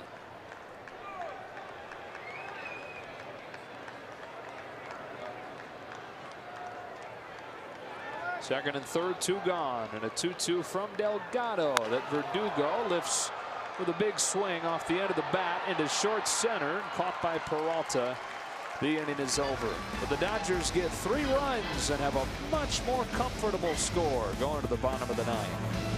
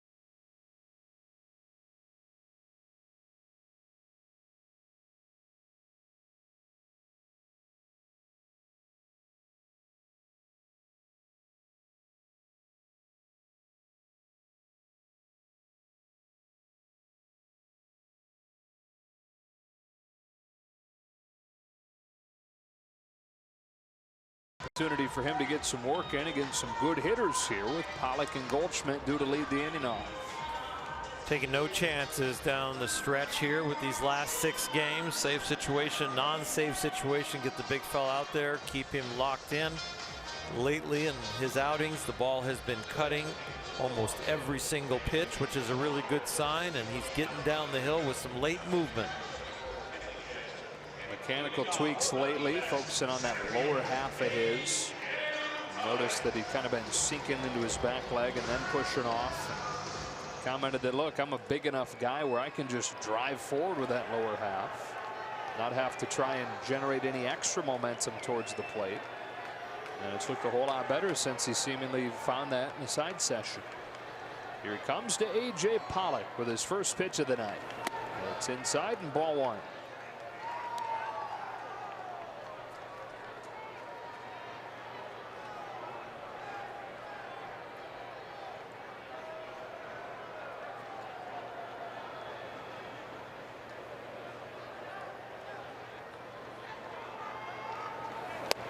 It's been a rocky year for Kenley. Slow start to the season after the different spring training where he hardly pitched. A slow ramp up after the heavy workload last year. Wasn't quite himself, wasn't quite ready to go until the season had gotten going. And of course, the heart scare. Pollock with a fly ball to left. It sends Verdugo back, and it's gone. Doesn't take long for the importance of the insurance to show up.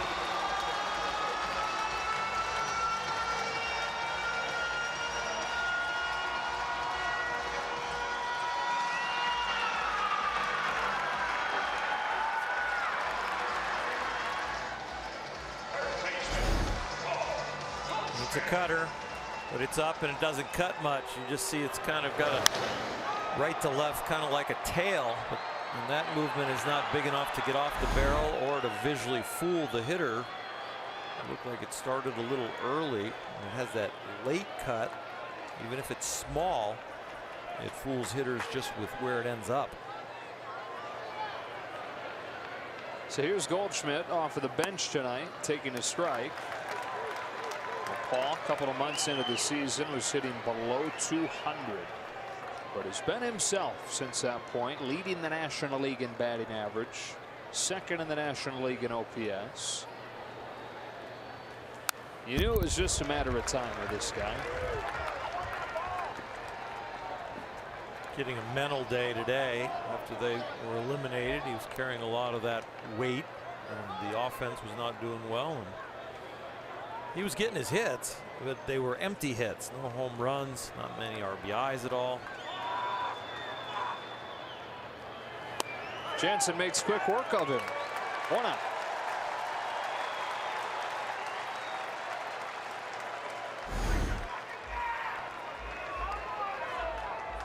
.94 from the big guy right there. He's getting down the hill using the lower half correctly. That'll feel like about 97 to the hitter.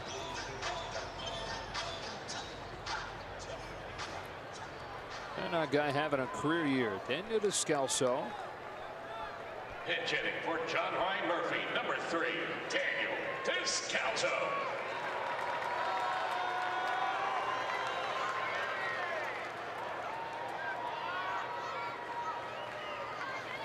Strike 1.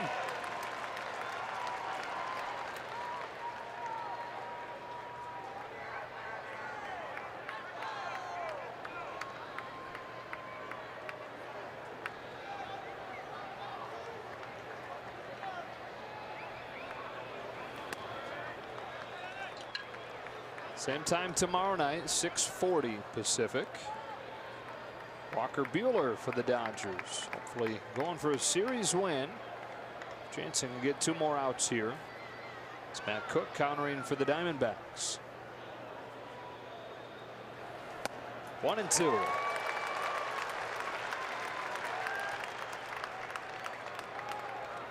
After the 2 games here in Arizona, head to San Francisco, and they are still struggling. San Diego beat them tonight 5-0.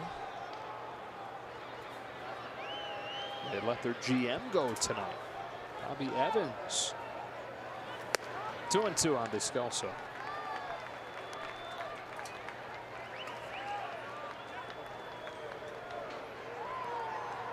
Media out there and Twitter speculating already that our own Ned Colletti might be a candidate for that job. Have to go, give him a call later tonight. Don't go, Ned. 2 gone.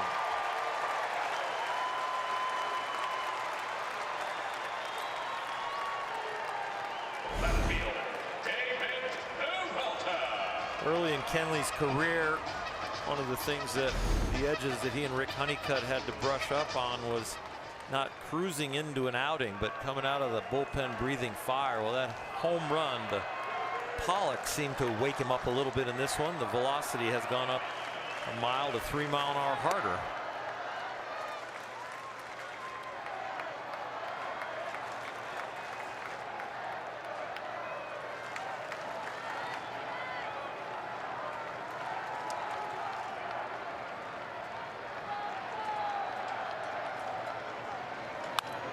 Peralta with a fly ball to right field. Yasiel Puig is there, and the Dodgers take the opener of the final road trip. 7-4 the final.